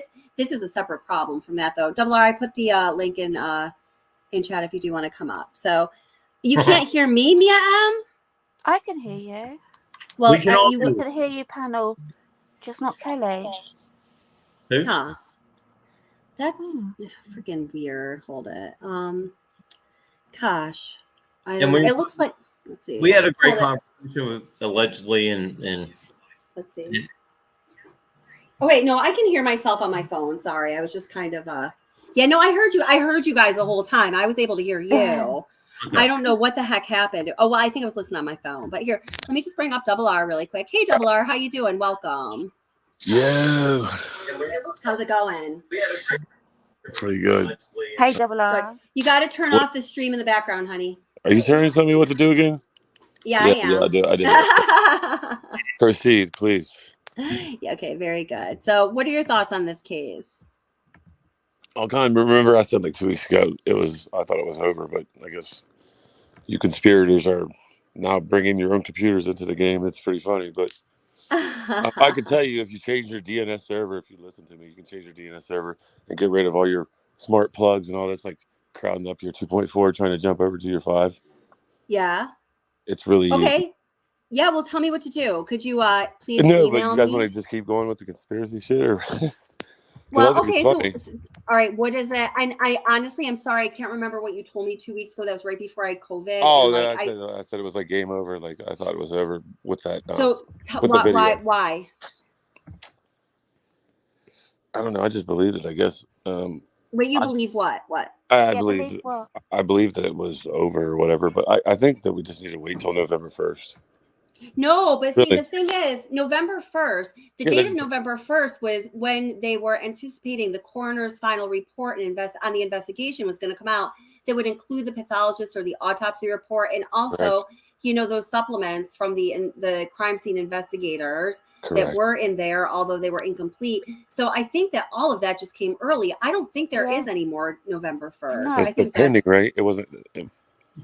I think it was still pending the investigation. Like it was still. Let me actually go over this. Do it. So the coroner's final report. Let me see if I can bring it up here. Does anyone? I don't know if I can't. I'm not going to struggle with technology today anymore, but I'll see if I can. So the coroner's final report contained a few things. Okay, so one of those things was the pathology report, also known as the autopsy. All right, so we had all of that, and part of that, inclusive in that, really was the toxicology, or a sub-report of that was the toxicology report. So we had those two things. A lot of times people think that those come out and they stand alone, the autopsy report and the toxicology report, or sometimes people refer to them just as the autopsy report with the toxicology report inclusive. But what we got was not just the medical examiner's findings or the pathology report. It was the coroner's office of Nevada County Sheriff's Office final report. So think of it almost as like a mini discovery, so to speak, right? And you get all of these little parts. So it had the autopsy and the toxicology, and then it also had the crime scene investigative report from the investigators who, took part in this case, mostly because they were on the scene at Prosser Lake or they were present at the autopsy. So I got really excited when I saw that in the coroner's final report on the investigation of the death of Kiely Rodni, because I was like, oh, cool. Check it. That's awesome. Not check it TV, but check it out. It's pending. This is great. Like they're not totally done with the investigation. But when you read it carefully, what you realize is that on the page where it says investigation pending results of, pending results of investigation, that was just one piece, one report from one person, and I can't remember every detail of it, that was saying, hey, my part is not to do the crime scene investigation and the investigation into the possibility of the crime. It is whatever it was. but that report that was pending or they were waiting for was also included in the totality of the coroner's final report. Therefore, meaning there is no longer, the status of pending any kind of investigation. This was the final. It's report. complete. Oh, Right. wow. As Okay, far as they're So- concerned. I guess because my attention span is limited.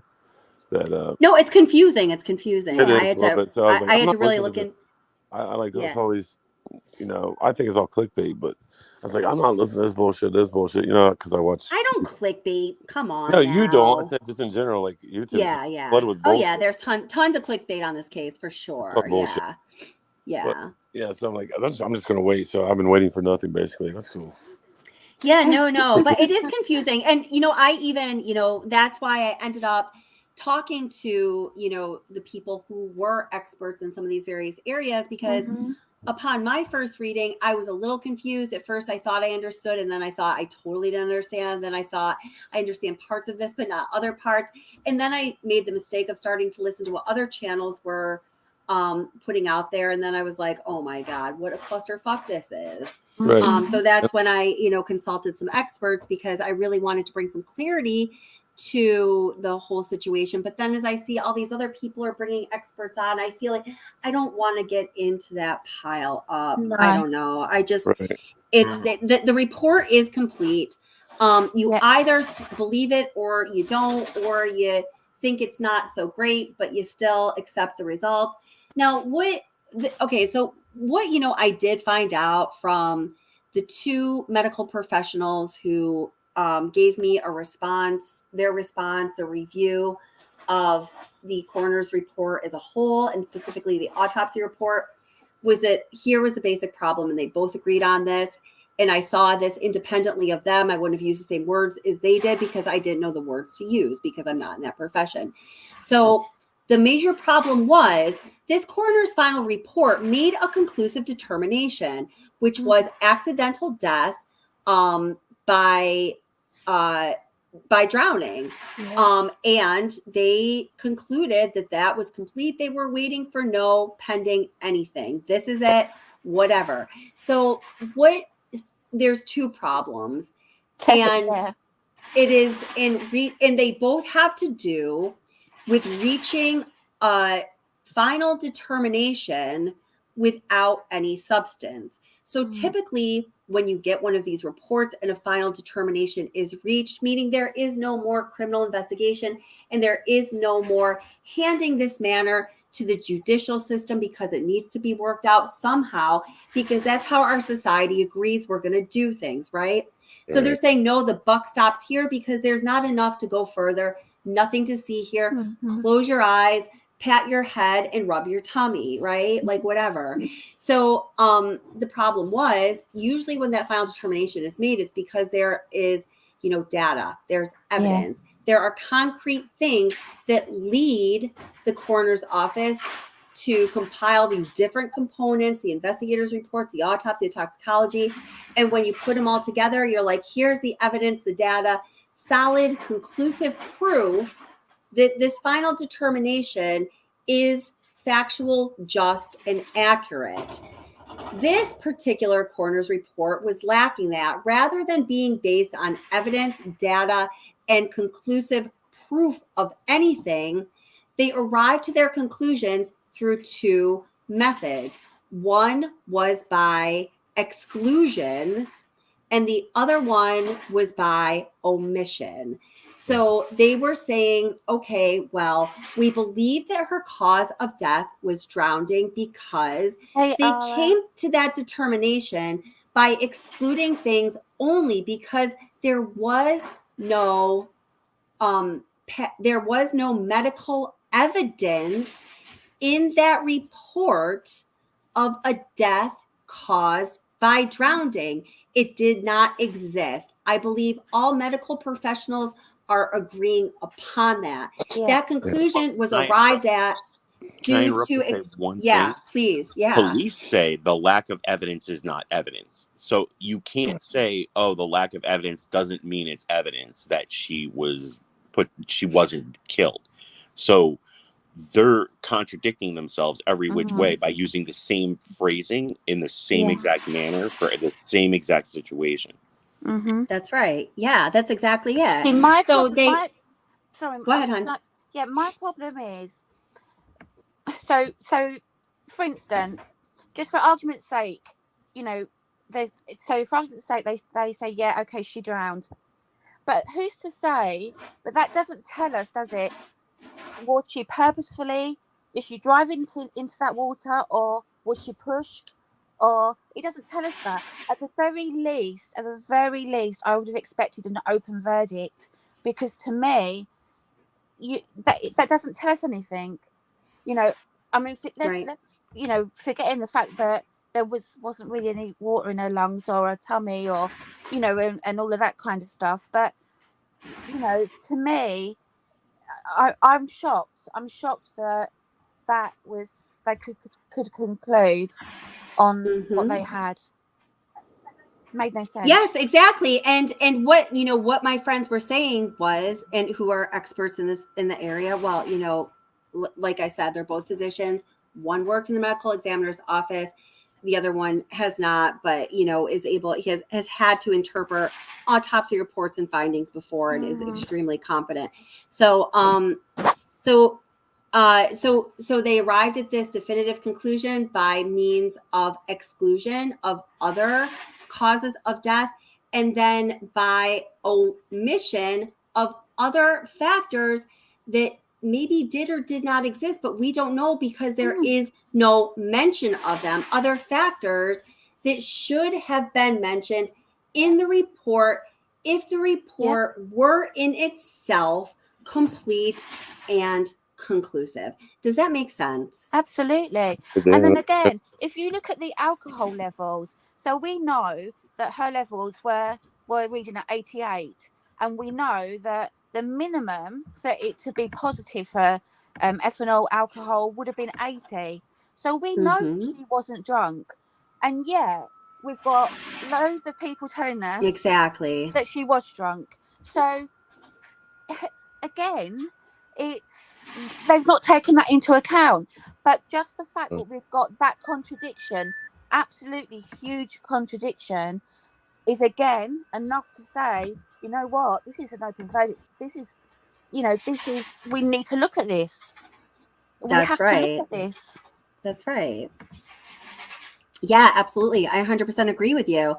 And why is it? So now we know, based on everything that we have just said and concluded together. If you're not sure, just please take the ride with me for a moment. You can come to your conclusion after. I'm not asking you to, to sign on to anything. But so what we know based on everything that we just said is that there has to be a reason for all of this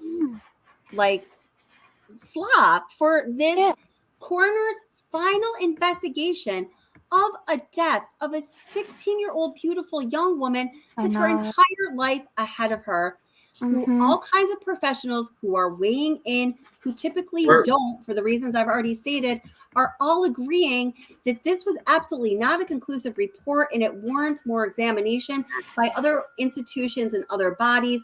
Why is it that just, like the Watts case, they find some, not legitimate excuse to, stop the clock, to close the book, right?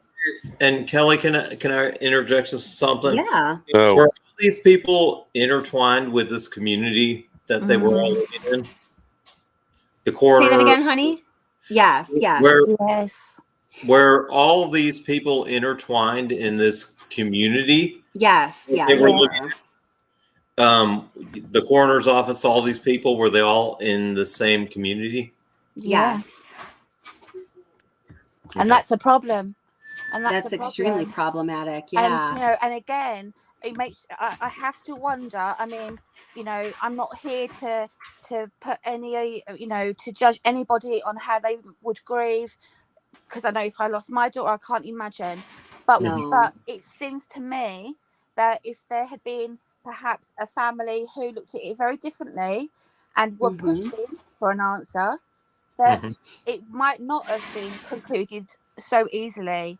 There was no. So I guess what I'm trying to say is there was very little resistance from the family, who are quite happy for it Mhm. just seem to, for it to go away. Let's cremate Yeah. her, let it go away. We don't want to talk about it. We're going to have a flowery festival Yeah. again. Right. Yeah. I mean, You've just lost your daughter.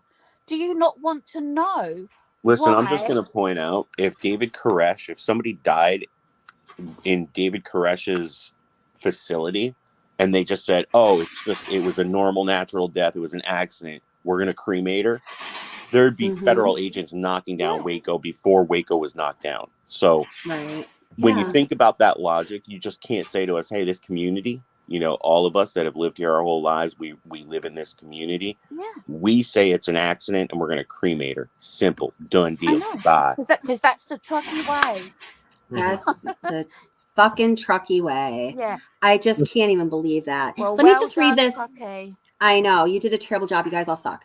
So, here's the press release. This was the first page of that was, basically like the cover sheet of the coroner's final report. So Nevada City, California, the coroner's division of the Nevada County Sheriff's Office has ruled the death of Kiely Mae Rodni as accidental. The ruling is based on the pathologist's finding that her death was a result of drowning and that there was no other information to suggest she was a victim of foul play by omission, I might add. As always, our office will continue to work with the family by evaluating any additional information related to this investigation. We ask that both the media and the public respect the family's privacy during this difficult time. In other words, go away and don't ask questions. And again, she was found in the rear of the car. Right. All of these things that we're pointing out, just one of those on their own, for me, is enough to say that this is inconclusive. This needs to be looked at. Just one, but we've got a few going on here. Absolutely, we have a few here. Now, it's also important to know that the channel Plunder, Paula Mooney on the channel Plunder, just put out a video, I think it was yesterday, saying that she's the one who got that video of Nicole Kessinger released from the August 18th interview that just came out this past March. She did a great job. She's dogged. She really goes after things with a foiled request. And she is often very successful. When she's not, she lets us know. And that's so helpful because when investigators won't release information, of course, sometimes there's legitimate reasons. But whether the reason is legitimate or not, we're not going to know until we ask the question, why? So what she had to say was, you know what? I don't normally do this, but I'm just going to play a little bit of Plunder here. I will let her know. There's not a lot of people really watching. It's not going to bite into her or anything. So, Paula, you are amazing. Thank you for all the work that you're doing. We all really appreciate it. I appreciate you, and thank you for not giving me permission to use this part of your video that I'm going to, and I thank you so very much. So thank you. Yes, I'll let her know. So let me just bring this in because she says it so well. I couldn't even try to say it better than Paula says it. So let's just listen to her. So it says denied. Kiely Rodni, California Highway Patrol report. All right, here we go. I said the California Highway Patrol received your records request on October 17th, this is their 2022, for records related to an incident involving Kiely Rodni. The Public Records Unit, PRU, has determined the department possesses records responsive to your request. However, these records are being withheld pursuant to Government Code Section 6254F. I researched this code a bit more, and according to the link below, you'll see from Best, and Krieger, attorneys at law, generally material otherwise disclosable under Section 6254F may still be withheld under the investigatory privilege if disclosure of that material would endanger the safety of a witness or other person involved in an investigation or endanger. Give me just a second. Double Rainbows, thank you for being here. I see that you're leaving. I know you guys are all just like talking about some, I don't know, political, conspiracy stuff there. Guys, just be careful in chat. Make sure you're being respectful of each other. Don't upset anybody. And also, for the love of God, don't say anything in chat that's going to get my channel in trouble, because that'll really piss me off. Because it happens on YouTube. Please just be careful of what you're saying. Hold it. I need to give some people some moderating privilege here. I don't have a lot of mods right now. Just one second. Do you want me to step down? No, you're fine. You're fine. I can. There's definitely some people. Oh, is Ara still here? But I don't want her to be the only one. She ends up being the only one a lot of times when I go late. Downtown Wonder, would you be willing to moderate? Gregory, just seeing people. Blind Fury. And if I'm not mentioning you, it's not that Kevin, are you a moderator? You're going to be now if you're not. Let me see. Hold on. Just give me 1 second, guys. Sorry about that. No. Thanks. Okay.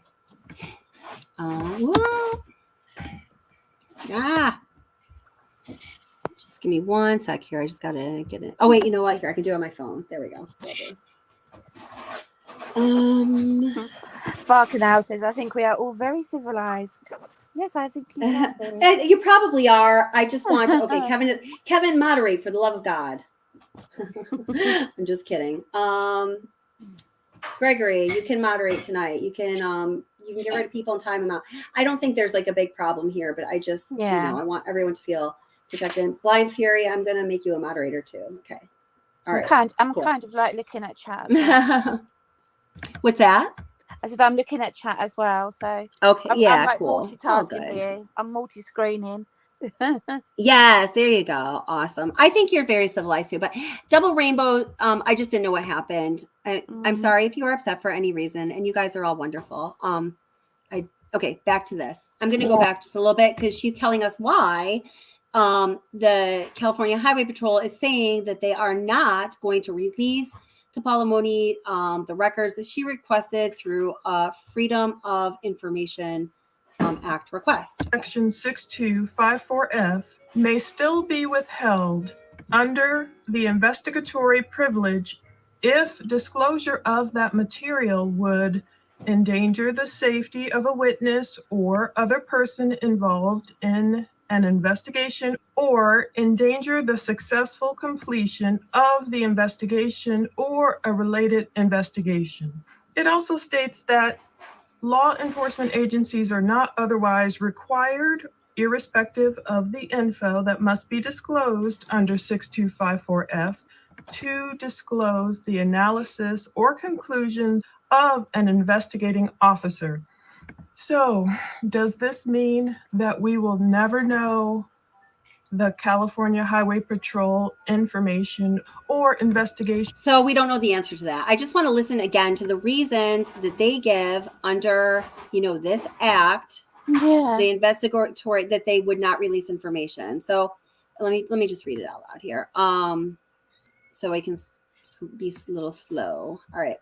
So according to the Investigatory Privilege Act, privilege if disclosure. Okay, so the reason they would not disclose the material these are the reasons: endanger the safety of a witness or other person involved in an investigation, or endanger the successful completion of the investigation or related investigation. Or let me get to the next one. Is that it? Oh, I thought there was more. Did she? Let me see if she verbalized more. I thought there was another reason. Or a related investigation. It also states that law enforcement agencies are not otherwise required, irrespective of the info that must be disclosed under 6254F, to disclose the analysis or conclusions of an investigating officer. So, does this mean that we will never know the California Highway Patrol information or investigation results of Kiely Rodni's accident? I don't know. The only thing I ever try to do as a responsible YouTube true crime reporter is just send out requests to the proper authorities and try and get their response. Yeah. So, and that is all you can do. So, you know, well, That's the way I try. And gotten states that Kiely Rodni had an accident too with CHP there's something information else. to certain parties or from others who have. Okay, here we go. And so is that good enough?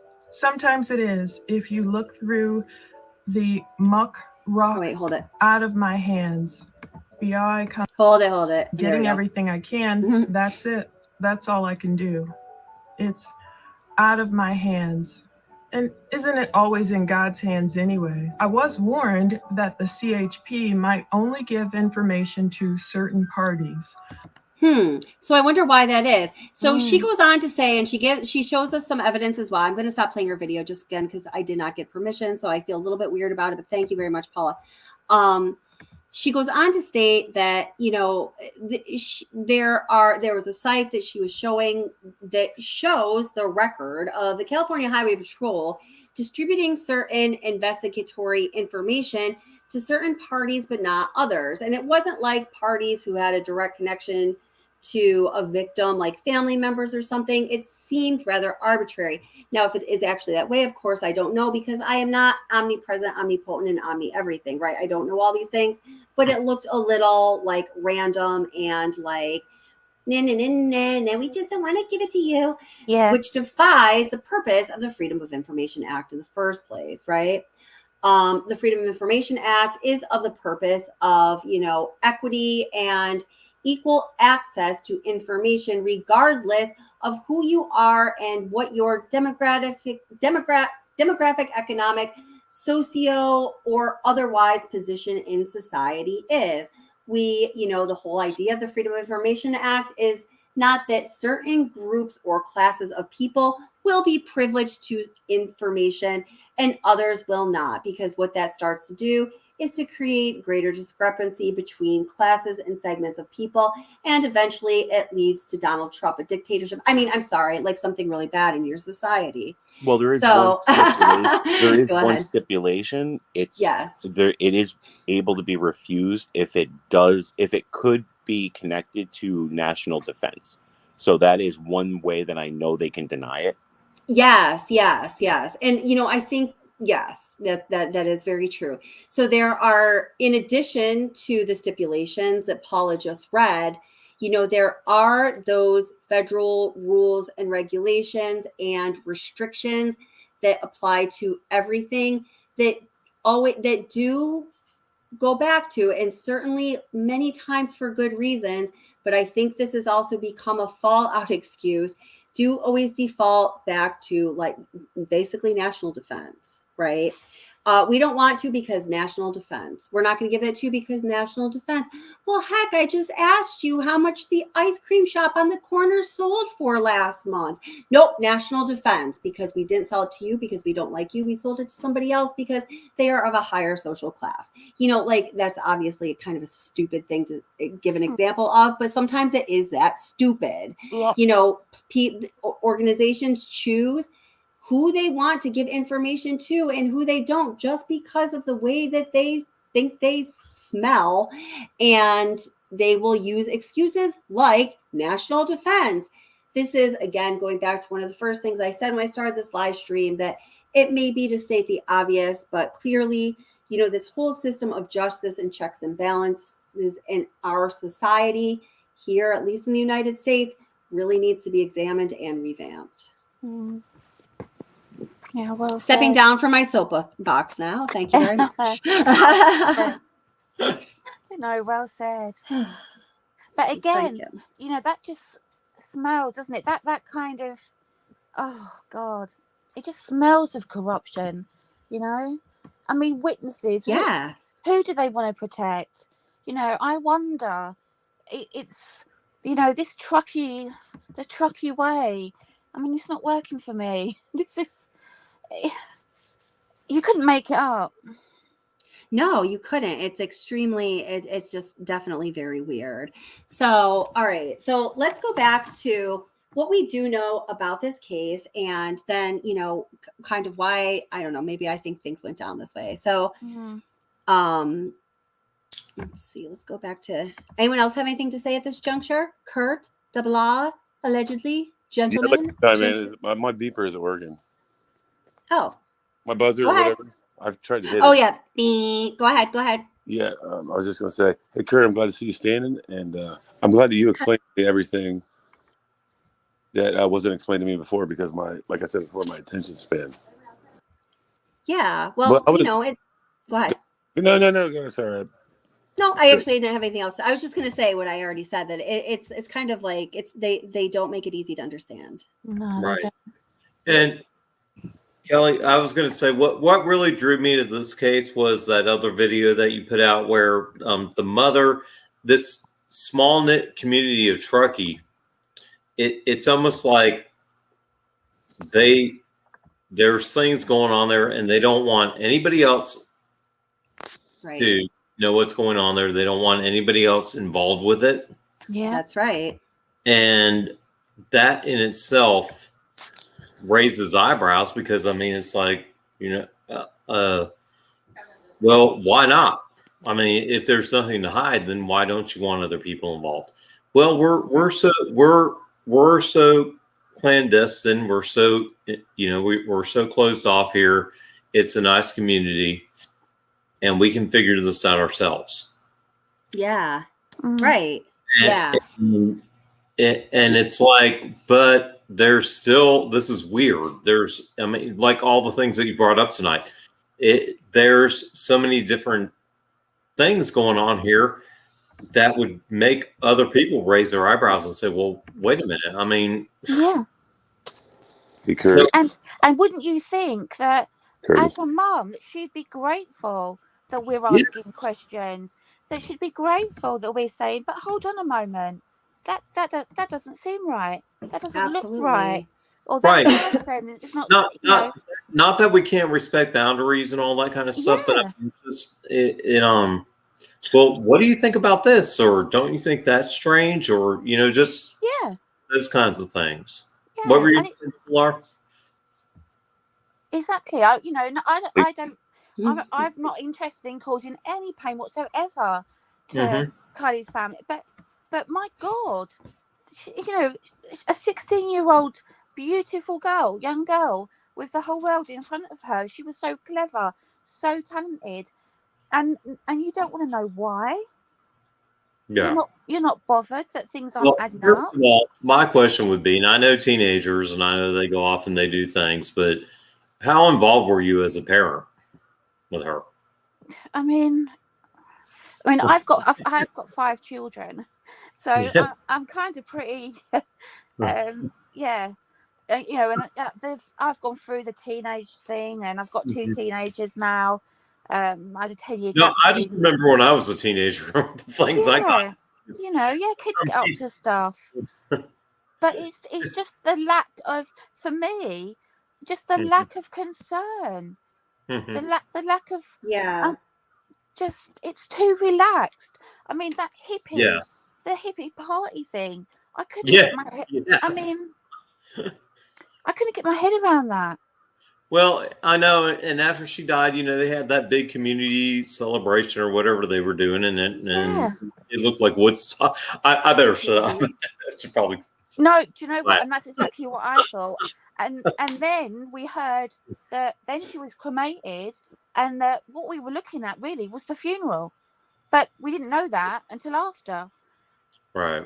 I mean, it was to me. If that was me. Personally, if that was me, I'd probably be sedated in a bed somewhere. I wouldn't be listening to music with you know, flowers around my neck and right. If you were the mother, is what you're saying. Yeah, exactly. Yeah. Yeah. No sense. Makes no sense to me. Yeah. I mean, I agree with all of that. Now, all right, going back to this footage, I just want to show, let's see, where are we here? What time are we at? So we're now at 33, and we're going to show, all right. Yeah. So let me just break this down here.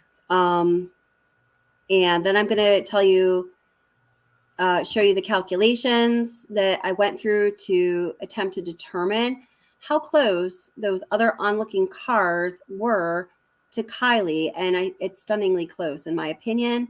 So let's go ahead and take a look at this. Yes, because this could change my opinion because I've Yeah. not seen it from that point. Yeah. So let's look right here. So right now we are at 12:31 and 46 seconds. So clearly the large red arrow is pointing to Kiely's car. Okay. So I'm just going to continue to play this. And actually, you know what? Let me make this really big. So I'm going to take us off of the screen here so we can just focus on the footage for now.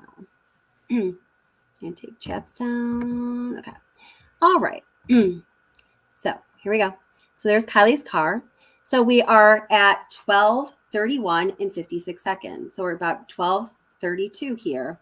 So you see the car moving at the calculation Michelle after dark came up with was 11 miles per hour. That is the speed that I'm using in my calculations because, again, she does good work. So now we are at 12:32 and 30 seconds. So at this point, you see the car that is, I believe to be Kiely's car, is coming very close to the shore there. Yeah. The headlight is moving towards the lake, we see. So I'm just narrating this because some people I know said they couldn't see it before. So I think this is a pretty good overlay. I hope you agree. Yeah. So now we're at 12:33 and, oops, I got to press play. Sorry. Okay.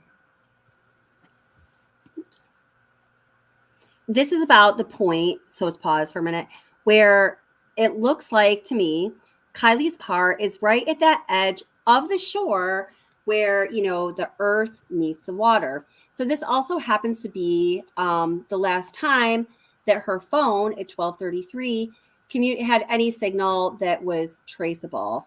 So the authorities never did release whether her phone had a hard shutdown or a graceful shutdown, as they call it, whether you turned it off like we would if we were turning our phone off for a little while, or if it surged because it hit water. So we don't know that. We just don't know that piece of information. I have a quick question. Go ahead. So it's 12:33. The car hasn't gone in the water. Why is it off? Well, it was at 12:33 was the last signal detected from that cell phone. So you're going to see by the time 12:34 comes around, the car is in the water. Now, do we know if that phone is in fact in the car? Because remember, the phone was never covered in this thorough, meticulous, fine investigation, right? So along with a lot of other things that fell out of the car that wasn't netted anyway, we all know about that. So the timing, you know, does make sense. Okay. So now here we start Kiely's water. I'm sorry. So it's like Kiely's last phone ping was at 12:33 a.m. here at Prosser Reservoir. So now we are starting the clock of when it is, right? What's that? Right where that light is in the middle.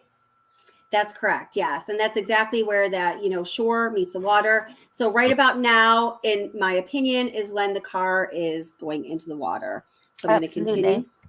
Yeah. So now the timer in the upper left-hand corner is from when the car hit water, moving on. So now we are timing how long it takes for that light from Kiely's car to disappear. Now, there are things to be discussed about this as well, of course. So sad. Yeah. And then we're going to go back and look at all of this. It's terribly sad. Watching the other cars that I refer to as the onlookers. Yeah. So now at about, 40 seconds, the car is well in the water. Yes, we can still see the headlights, but they're starting to dim. They're kind of like flickering now. Okay. I imagine that your headlights are going to remain on for a while after your car is submerged, because it is, after all, a vehicle manufactured in, what does she have, a Honda? Where Honda's manufactured, I don't know, wherever it's manufactured. I was going to make a joke, but let's not anyway. So now it's a minute into car hitting the water. You see the light is really becoming dimmer. It's becoming smaller. So the car at this point is definitely underwater. The lights are still on because, again, your headlights are not going to turn off the second they hit water. I mean, my God, like how many times have you gone through anyway, we just know that's not how it works. So now you see the car is a pretty decent distance off of the shore there. Remember where her car was eventually recovered was 55 feet. That goes right. There we go. And then we're gone. No more light. 55 feet off of the shore. I imagine, and I have no basis for saying this other than just thinking it through and what I believe to be common sense, that the car would have settled, probably right about there. When it really started to go down, it was, remember, only 14 feet deep. I don't think it probably rolled too much forward. Remember, it was found on its roof. So at some point it pitched, and that's all there is to it. It's, if this footage is authentic, and that is Kiely's car, and I believe both to be true, then this part of it is very simple. And my God, how nice would it have been to have known this the day after she went missing? Absolutely. Why did we go ahead? Oh, does someone want to talk? Go ahead. Go, Kurt. Whoever. Double R. I think Kurt want you to say something. Kurt. Oh, yeah. I was just gonna say. I mean, it's easy to think that she just drove her car into the lake, right? I mean, Case is vicious. but and her being a drunk girl at 15, 16 years old, right? But from what everybody's saying, I mean, she knew that area around there. I mean, she was from there. She knew everything about that. And then she wasn't drunk, according to the toxicology, not like real. She was not intoxicated. No. She was not intoxicated at all. Did not have any drugs. Yeah. So this is very problematic. Yes. This is very problematic now because of how Sami characterized things. Absolutely. And the longer of the story is, I think I've got Sami pegged, and I think I know exactly when Sami is telling the truth and where she is mostly lying, and I think I know why. And I don't. This like live stream really needed to be 15 different parts. I tried to pack too much in, but go ahead, Kurt. That's what brought me to this, because when you were evaluating her eyes, going left and right and all that that's what really intrigued me about that, and that's what I think it is. Probably rather than just a drunk girl driving her car into a lake, looking at the analysis that you have with Sami, and she's been on so many different, not only that, so many different interviews. So that makes me wonder, what is going on with her, and how good of friends was she? It sounds like, from Sami's account, she wanted us to believe that they were very close friends. From the account of just about everyone else, they were not really friends at all. From my analysis of Sami, based on methods of behavioral analysis that I use every day, Sami did not like Kiely. Not only did she not like Kiely, the way Sami felt about Kiely was contempt, and there's another word I use, two specific emotions that we see indicators of when she's talking about Kiely: contempt and disgust. Yeah, that's how she. Yeah, some of those interviews that she does, she's saying one thing, but her body's saying another. Okay. And she's acting like she was best friends with her, right? And and even that changed though. She would contradict herself. She would, on one interview, she's almost like a best friend, but then she didn't really know her that well. And then they're taking drinks together, but then they're not really. It's okay. Yeah. So there goes all the red flags right there. Absolutely. Yeah. I always said Kelly, she you're was just so a clout right. chaser. She had the perfect opportunity to become internet famous, and she decided to pounce on it. And the reason she kept saying, everybody come to me, is so she could ask Kylie's real friends questions that only real friends would know. So she could be like, she loved the water, She loved this, she loved that, because that's what Rebecca and Tim said. And she was drunk because that's the only thing I could say. So I wanted to get away from her. Yeah. I mean, that to me, I mean, that was how the adults, didn't intervene with that speech, because to me that was passive aggressive. It was almost like, come and speak to me, and I'm going to tell you what happened, and and there's going to be no adults. So in other words, no one's going to be, kind of. It wasn't a safe place. It was. Come to me, and I'm going to tell you how it went down. I mean, ultimately, the report's saying because of marijuana and cigarettes, she drove straight into a reservoir and decided to sink to her death in 1 minute and 30 seconds. Right. When there were 2 windows open and she was 5'5" and 103 pounds and could have easily slipped out of either. Yeah. Right. When a whole minute more than when a normal car would submerge, she panicked and said, I'm going to go to the trunk. That's the best place to hide. Because after all, it was only 14 feet of water in totality. I mean, guys, come on now. And by the way, it wasn't even cold. It wasn't cold water. It was August in California. It was temperate water. It was mild. It wasn't like, it wasn't body shock water, And you're thinking there's no crocodiles, no alligators, no sharks, and no piranhas. So I can't go in the water. Right, I can't go in because there's nothing that could hurt me in there. Right.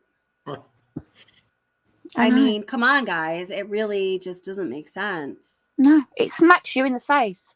You can't. It does help smack it. you in the face. You can't. You can't ignore it. And so it's okay. I've heard. A mum say, go find a hobby. Go and. No. Do you know what? I want to find out what happened to your daughter.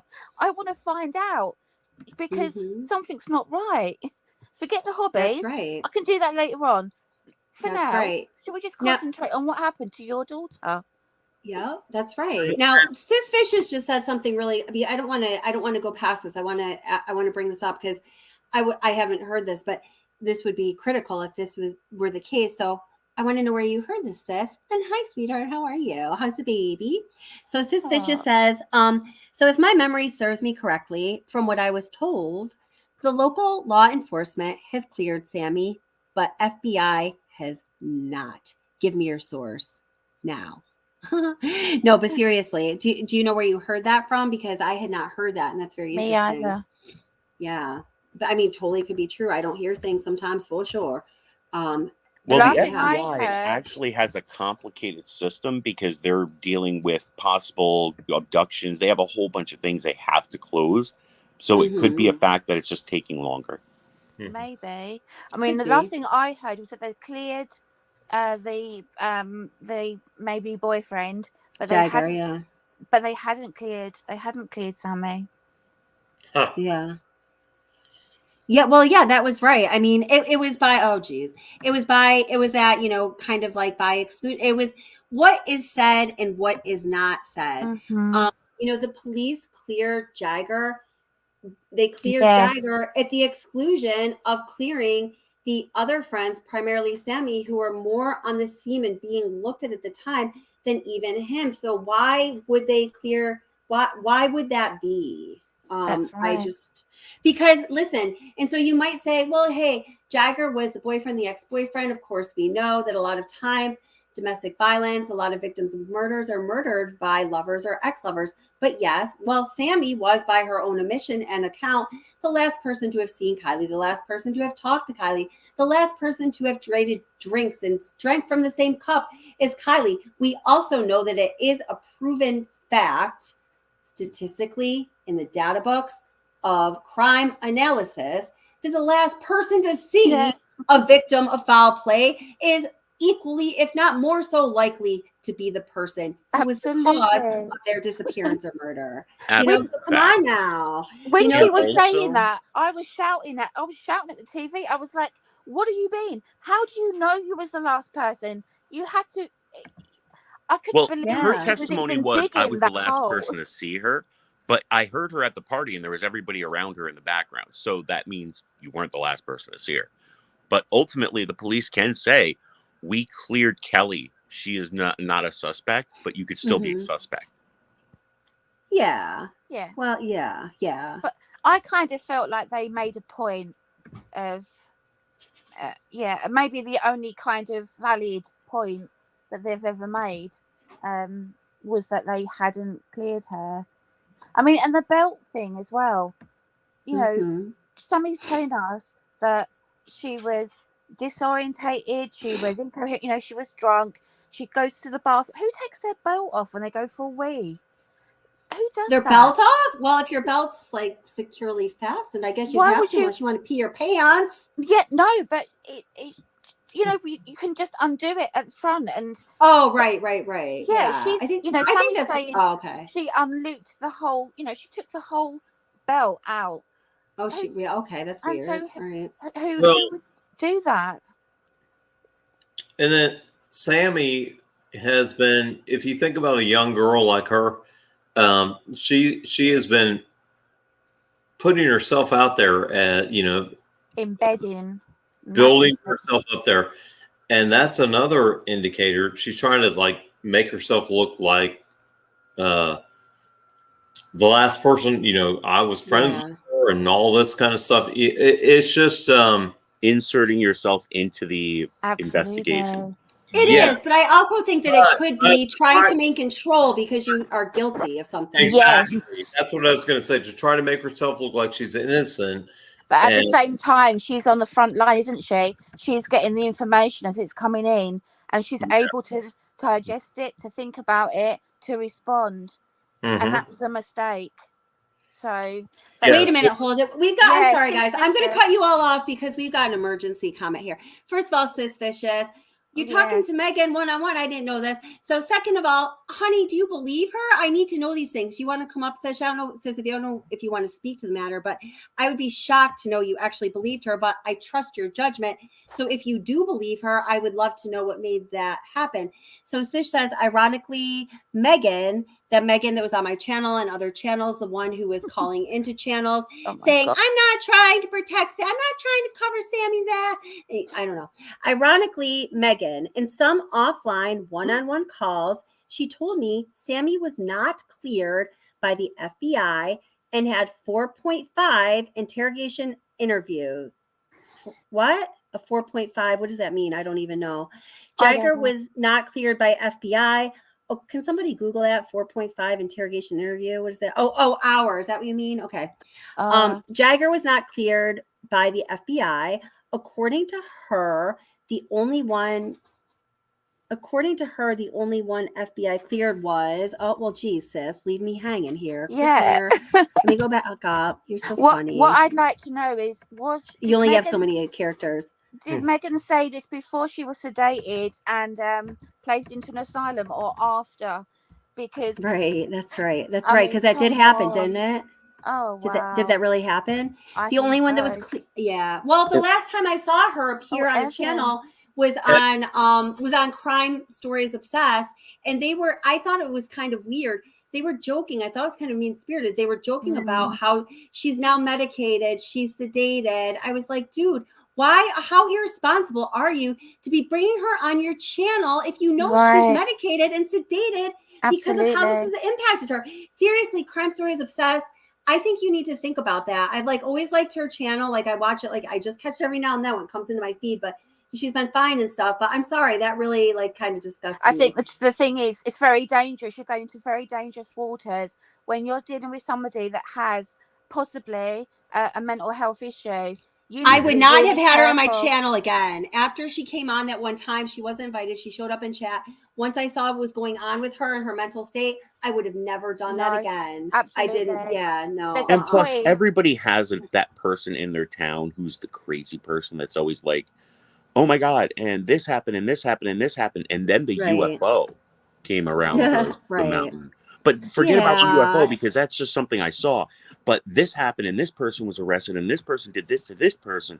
You always have that one person who is the, chatter, the gossiper. You do. Yeah. But I think when there's an obvious issues with somebody, especially regarding their mental health, I think the host has a responsibility to make sure that's right, that their safety is first, and before. It's like when you I would know, stop bringing David Carter onto my channel because, and I told him why, and I'm sorry, Dave, if you're listening to this, in the Watts case, he was really becoming mentally unraveled, and all these channels were having him on all the time and just watching him and exploiting him come apart. I mean, really fucking psychotic, scary things.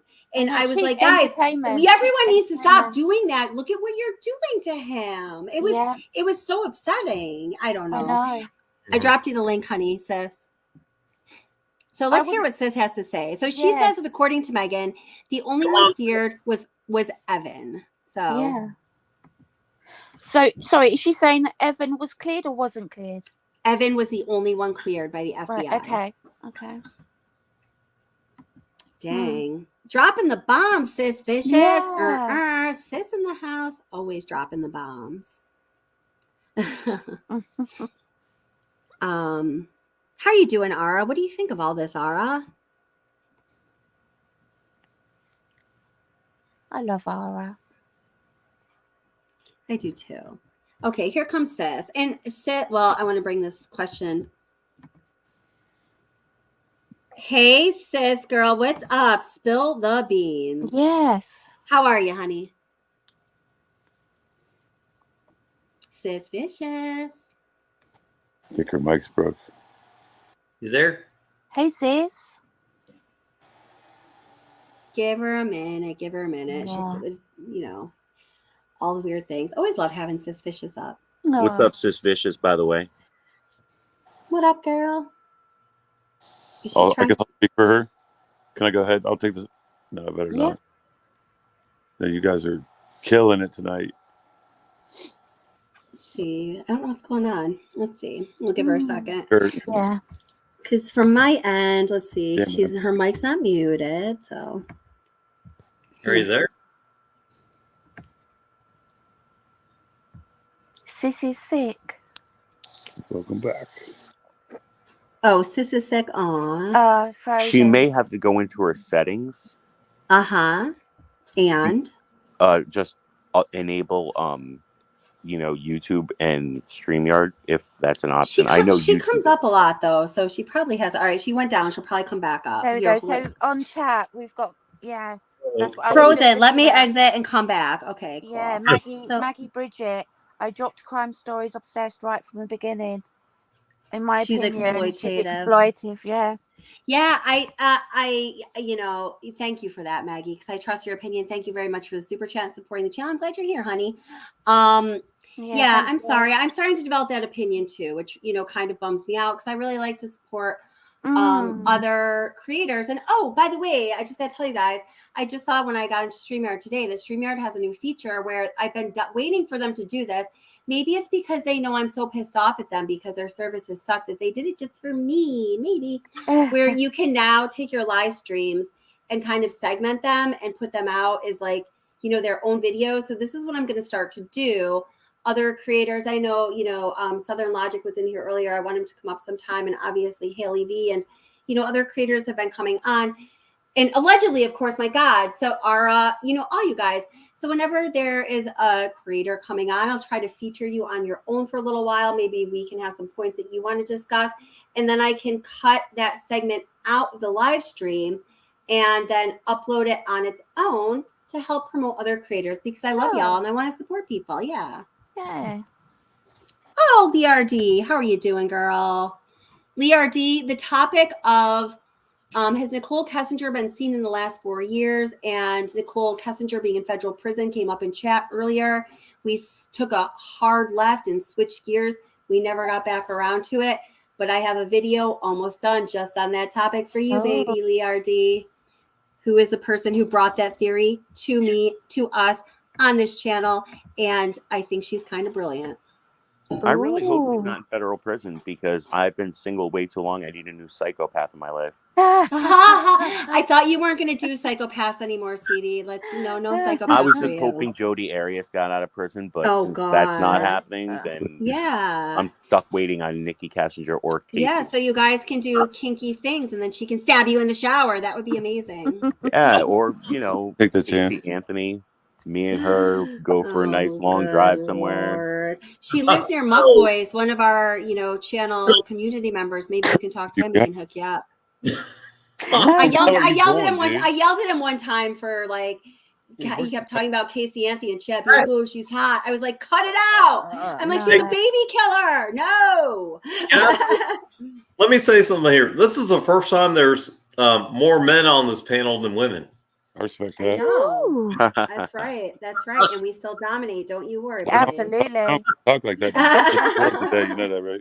Yeah, we're just letting you. We're just letting Yeah. you. We don't want you to feel too badly about yourselves. Yeah, that's right. We were just saying we don't like to bring the mentally ill up onto panel to expose them and harm them. So we don't want, we want to be careful with you boys. Yeah, people need to be really responsible, That's why she's been easing me into these lives.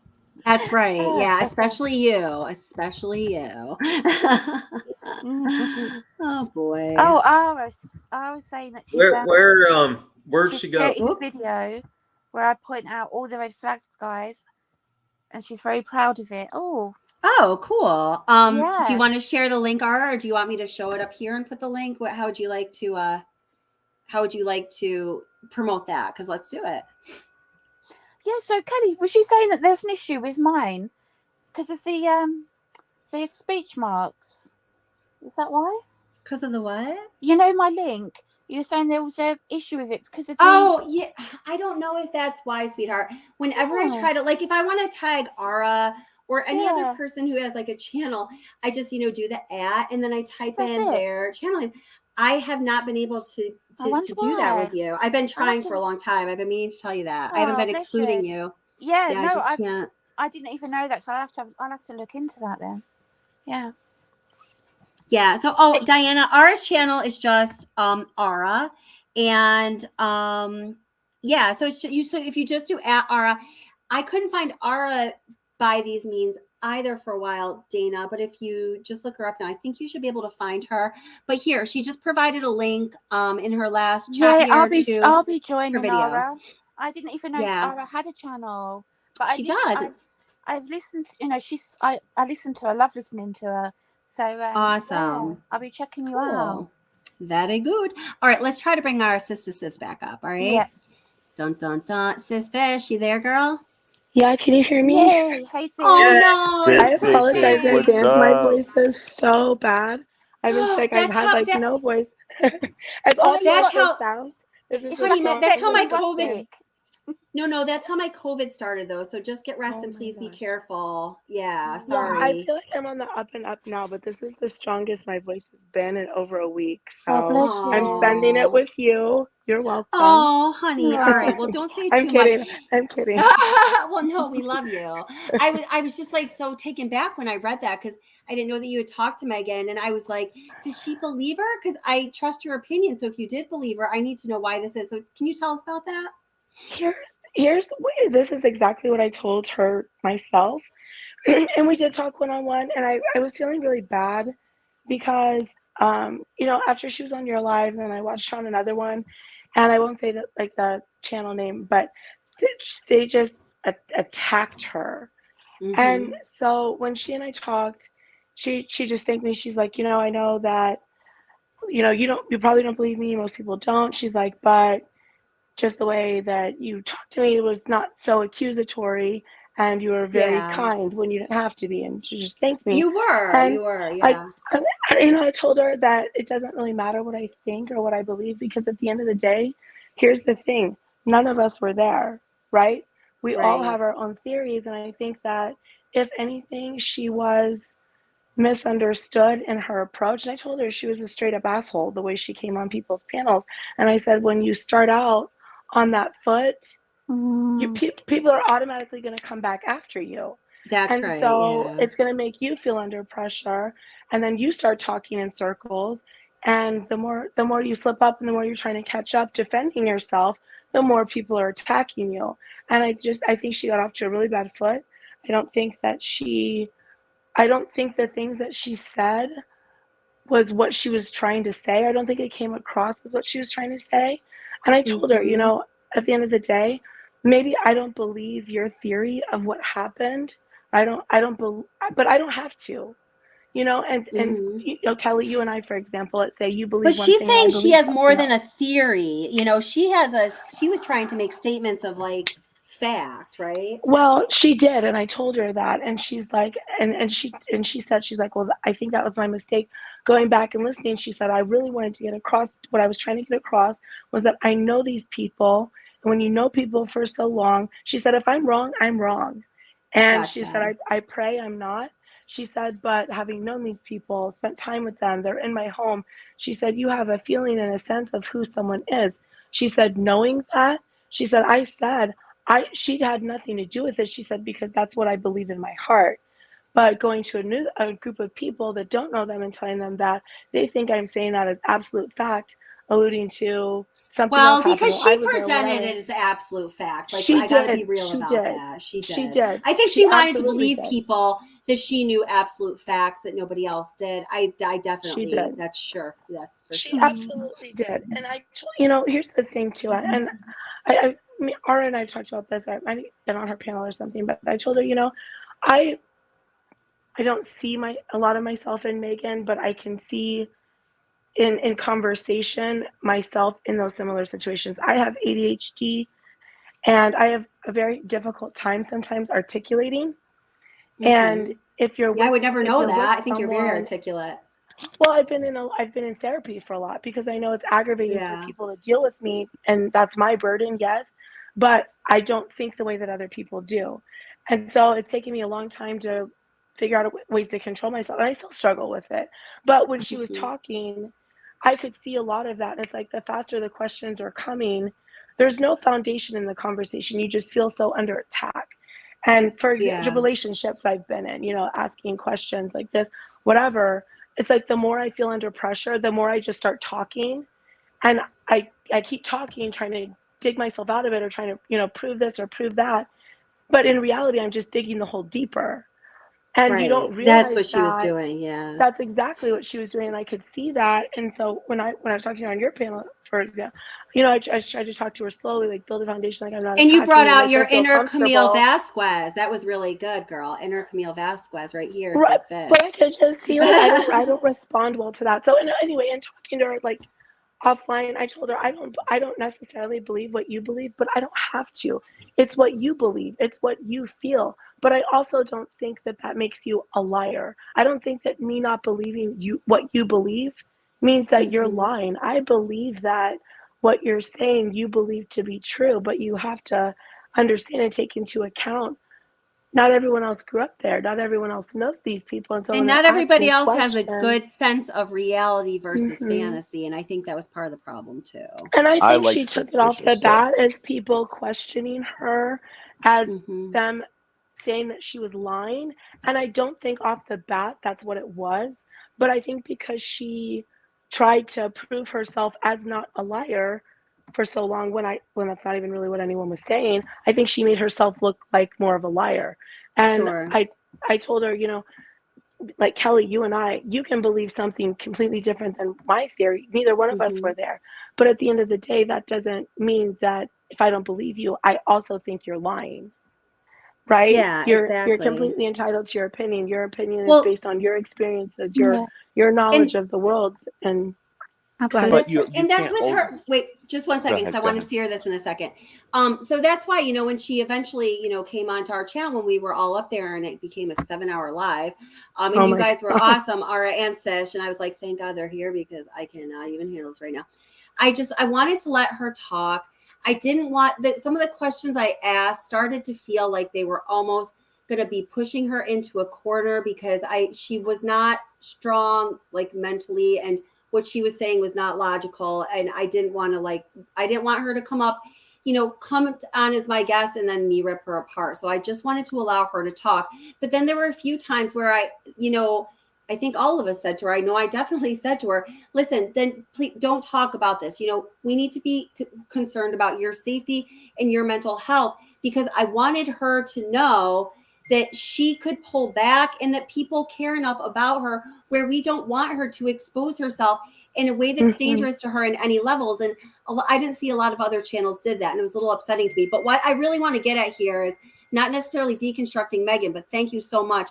What do you think? What did she say about the FBI, and what do you think about that? What she said? So she said some interesting things. She's reached out to me like multiple times, and I check on her periodically just to make sure she's doing okay. She hasn't been on any panels. She hasn't been on any lives. She's also not been committed. So I don't really know where that rumor came from, and she and I talked about it too. And she said that she's like, well, if I ever do go back, she's like, one thing I do want to let people know, the grocery store person, she's like, I did talk to her. She knows I recorded her. There's no issue there. She's like, I know people were really coming down on me for that. But she did kind of give the sense that she wanted to go back. I don't want to say a redemption tour, but just to kind of clear up some things, and she's had some time to talk about it and just sort of reflect on what she said. But she discourage her from that. Yeah. Tell her I don't think she needs to, sis. I think it's really good though that you've been so kind and understanding with her, and just let her know that she doesn't need to prove anything to anybody, does she? She doesn't, and I agree, but I also think that it would be good for her for herself. Because I think that she knows that she misrepresented herself terribly. Yeah. And I think that's what's eating at her. Yeah. And I think that, if nothing else, I think that now that she's had some time to think about it and slow down, being off channels, being off lives, if she were to come back, I think she knows now what she would want to say. Whereas before it was just kind of like a firing squad, right? It was. Now, okay, but wait. Okay, go ahead, honey. No, go ahead. I just want to redirect it to what she said rather than I kind of don't want to talk about Meg anymore just because of her mental fragility. I appreciate what you're sharing, and I asked about it, and it's very insightful, but I just don't want to go too far into it because I don't want to. Because I just said she's like mentally not stable, and I don't want to be exposing her. So now I'm personally feeling like I'm a hypocrite. But do you believe when she told you about Sami not being cleared and the 4.5-hour interview and Jagger not being cleared, but Evan being cleared? Did you personally believe her about that? I did because I asked her directly about it because she was so in defense of Sami. And the reason why I believed her is because she told me Sami wasn't cleared. And I said, well, I thought she was locally. And she's like, well, she was locally, but she said all the kids had between 4 and 5 hour, like the ones I asked her about. And I didn't ask her to tell me, I asked her about specific names. One was Sami, one was Jagger, one was Evan. And she said, Evan was cleared locally and by the FBI. Jagger and Sami were cleared by local PD, but the FBI had not cleared either one of them. And she said Sami had a 4.5-hour interview with the FBI, and she'd not been cleared. So even she said, and I asked her too. I said, "What is your opinion now that the video has come out, or the fire cam, if you believe the fire cam?" And I don't know. She seemed a little reluctant to answer that question. I don't blame her, but I think her opinion has changed a little bit. I don't think she wants it to. I wouldn't say denial. And I also wouldn't say that she's mentally, I know a lot of people say that. I think she comes across that way. But when you can get her to like slow down, I think her brain thinks faster than she's able to talk. And she seems like a mental case. And I've so been there. That was me for 25 years, But when you're just talking to her, she's sharp as a tack. There's no sense of that. So I don't know. I just don't want the thing that she's unstable, she's fragile, I really don't think she is. I just don't think she's good at articulating under pressure, and I don't think she's good at expressing herself, which isn't a crime, But I also think a lot of people take their personal feelings on where they live. Like, example, Ariel Castro, nobody suspected him at all, because he was such a community person. Chris Watts. We can go through a whole list. Bundy. The only people that suspected Bundy were his new wife's friends. Nobody else did. They were like, he's a great guy. Every single Edmund Kemper, they just thought he was weird. So when you start thinking about that, you can't say, well, I don't think so-and-so is involved because I know them, because that's definitely the wrong right. Yeah. Yeah, that's I very. know when Sis was just explaining that, I was just thinking, Chris Watts, if we went by that, every single person that ever met him would be like, hell no. I know. The majority of them, the majority of every Oh, the single murderer vast. out there that ever existed, or even just assaulters, SAs, Yeah. people always said they're the greatest people they ever knew. And then when they go in, they're like, well, I think it was because of my mother. I did this because of her. And suddenly Right. you're like, oh my gosh, I didn't even know. I thought your household was perfect growing up. We always hung out. We always came over. So It's always the mom's fault. when you have a person like Megan coming forward, she knows these people, so she's relaying how much she likes them, not that she doesn't know the secrets that they hold.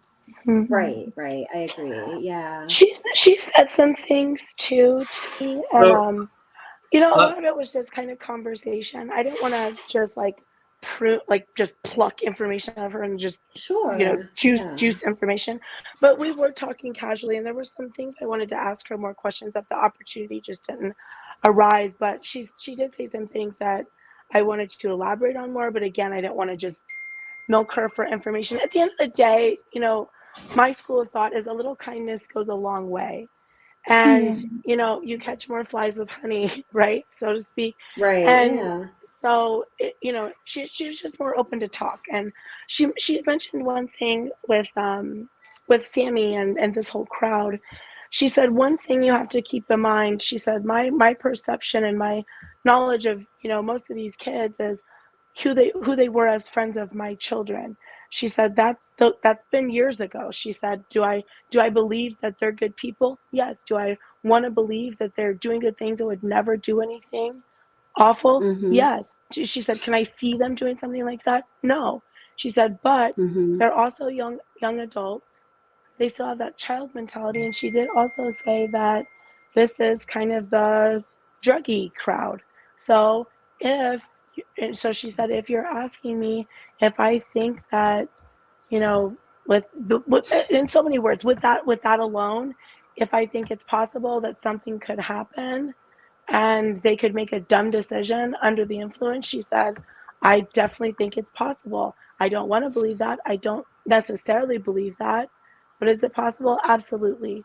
And again, she just said this is kind of the, in high school, you have the preppy kids, you have the jocks, you have the kind of druggy crowd. According to her, this is that sort of druggy crowd. And just a side note, everybody, if you ever see Sis Vicious with honey, that means she's trying to trick you into giving her information. So don't do not drink from Sis Vicious's cup. I don't know. I telegraph everything. I'm like, so tell me, let me lay this long foundation and then ask you a question. You got to look at the community that she was brought up to. I mean, that whole truckee community is kind of like a throwback to the 60s. So I mean, that's what that's what I got from that. So everybody, here's your homework assignment. There's a Simon Pegg movie called Hot Fuzz. Watch that movie, and then you're gonna go, this is truckee. Yes, I love it. Okay. Well, she told me too, I can't remember what she called it, but a sandwich. What the fuck was it? Excuse me, I'm sorry. What? I can't. Some sandwich generation. But she said there is very much, if you're not coming there, let's say you're on the bottom of the economic floor, it's because you're working in these businesses catering to the tourist destination. Then you have sort of like the middle of the row community, and that's the born and bred grandma, grandpa, grandpapa, like those types of people seated in the community, and those are the people that sort of run everything. And then you have the outsiders, which bring a lot of money. They're vacationing, have these big homes, $1 million homes. But she said this core community of the born and breds, that's who Truckee sort of revolves around. And if you're outside of that, you better have money, or you better be there just to work and keep your mouth shut. But I'll tell you what else it reminds me of as well, of the Anthony the Tote family, living in Florida, very much like the Truman Show. I mean, yeah. it all looks very nice and shiny on the outside. Mm-hmm. Yeah, not always the way. Right, And that's guys, what she said, you know, they all kind of stick together like that, which I think is really they interesting and do. kind of makes more sense of how the case has gone, or there may be being a reason why that is, you know, maybe protecting their own. And I'm not trying to, you know, throw a theory out and see what sticks, but just kind of getting more of a backstory. It just kind of definitely makes a little more sense. Okay, guys. Well, it's 6:15 here, and I've not Oh my in the gosh. morning, and I've not even slept yet. So Oh, sweet girl. I know. So That's I'm your gonna. fault for not living in the USA with us. I know. I mean, you know, what was I thinking? No, but if you want justice and you want, you know, to feel like protected and whatever I said about earlier, being warm and embraced by your society and government, just stay right where you're at. 'Cause it ain't happening here. Oh, bless you. Thank you so much. Thank you so much, Kelly, for having me on. Thank you to everyone on panel. Thank you for being here. It was wonderful having you anytime, sweetheart. Oh, bless you. And thank you to everyone in chat. And yeah, I'm going to step down and yeah, go Get in some and sleep, kiddo. Definitely. Yeah, thank you for being up here. Yeah, Awesome. Thanks, girl. Thank you. We will talk to you soon, love. Definitely. Take care. Take care, sweetie. Bye. Oh, she's wonderful. Awesome. Yeah. So, yeah, that's really interesting. Everything that you're saying, Megan. I really appreciate the perspective, especially when you're not feeling good. I hope you get better soon. That's a long time to not have a voice. My name is not Megan, but thank you. I'm sorry. I can't believe I just said Megan. I was just reading something that you wrote about Megan on my phone. Oh my God. Sis, No. why I can't believe I did that. COVID brain. No, COVID I'm just brain. teasing you. It's okay. Her name You're like, I don't want to be that closely associated, but thank you. No, and I don't want to spread anything that's like not true. I'm just saying what I was told. And again, if you're asking if I believe her, do I believe what she believes? No. I don't believe what a lot of people in this chat believe, but that doesn't matter. Yeah. I don't think that that makes her a liar because I don't believe what she believes. And when I'm asking direct questions, did this happen? Did that happen? And she's giving an answer. I do find her credible only because, you know, there's certain things we talked at length about, and some of the answers that she's given, not just what we talked about here today. There's nothing to gain in talking to me one-on-one. So, sure, yeah. And, you know, she even said, well, she's like, I know people think this about me or think that about me. You know, if you want to call me anytime, feel free. Or if you have a question, I'll always answer for you. She said, but, you know, for your sake, I don't want people attacking you if people know that you've talked to me. So she's like, I don't care if you say anything, but it really made me sad. And so I don't give a shit. You know, people don't like me or stay gone. I don't care. But I just, you know, just little things like that. It's like she's look for my sake. Well, people think this about me. I don't want them to think the same about you because you talk to me, basically. So again, I don't know. I don't think there's a reason for her to lie about some of the things that we've talked about, but I also don't. Well, the only reason I asked you if you believed her is because I trust your opinion. So I just wanted to hear what your, you know, being the person who did talk to her directly, just to see what kind of your feel was on it. So thank you. I trust your opinions too. It's not because of the honey you gave me earlier, but it's because I trust the honey helps though, I guess, especially your throat with some lemon. Yeah, you know, I'm hoping. I just had COVID like over the summer too. It's like awful. This is my third time having it. Yeah, I have bronchitis or bronchials, whatever, this time. But yeah, I've just been taking lots of medicine and stuff. But like the voice loss is the catching up worst with this. thing. But yeah. Kelly, I'm gonna mute myself. I'm gonna keep listening to you guys, but I'll go take care of in the yourself, background sweetheart. Yeah. But Awesome. Thank you so much for coming up, though. I'm going to take off because it's 1:18. I have to do a few things before I go to sleep. So I will and I've actually listen. well, I'm going to go to bed soon too. You're on the East Yeah. My son's having a birthday party tomorrow, so, and I'm still recovering. So, but yeah, so you know what? Let's just, it is probably a good time to end because it is getting pretty late. But thank you guys so much. Does anyone have any last words? Kelly, can I ask you something? Yeah, of course. So do we have a real timeline of the events that happened, or is it all like sketched out and shit still? It's there. I don't know. Let's pick that back up the next live stream, because I am seriously getting tired, and that's kind of a complicated question. I don't know if we have a real a real timeline. Yeah. Work on that tonight. Not really. Yeah, not really. Yeah, Work on I don't it. think so. Yeah. I do have definitely one more will. thing. Right. I do have one more Yeah. thing to say and share with you. And I don't know what everyone's sort of feeling is on the fire cam footage here, but I asked her, because she did tell me that she went back and talked to the grocery person and let her know, hey, this was recorded. And the person said, yeah, I knew, or at least I figured, whatever. But I asked her, after that video came out, if, what that person thought, or if they had a conversation about it.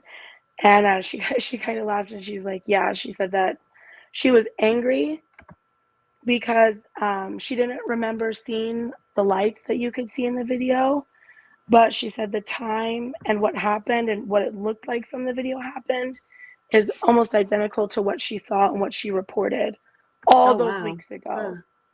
So yeah, but I mean, that's possible. I believe that's possible. It's interesting. Going, see you guys. Ponder, I guess. Yeah. Oh, bye, Double R. Bye. Thanks for being here. He comes and goes so quickly.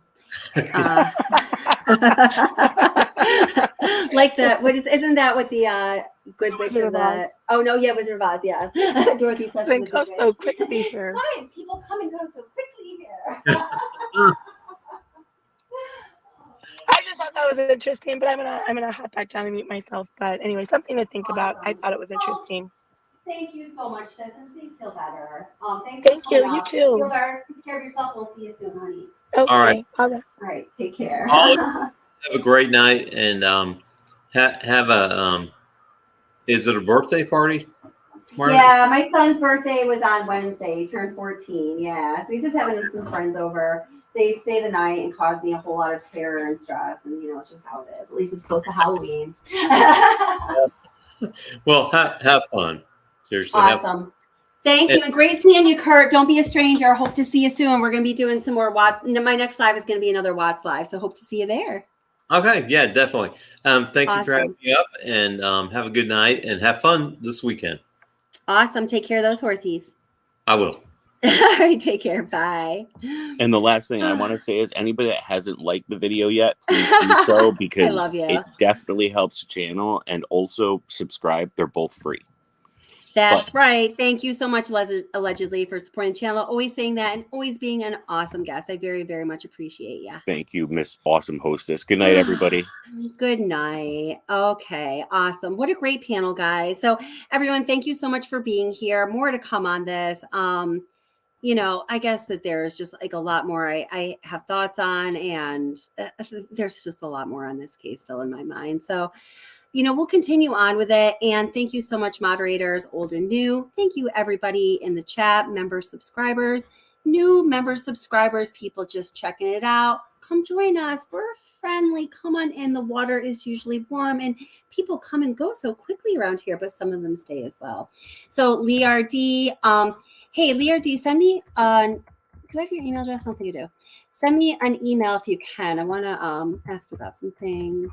And put you on my email list so when we have live streams for sure. I don't know if you get notifications, but I am going to be soon doing a live stream about the topic that you brought to my attention. I'm sorry, my email is wattsobsession@gmail.com. So, all right, guys, you guys are awesome. Love you. Thanks for supporting the channel. Please do click like on the way out. Helps us all out. And everyone, please be safe. We'll see you soon.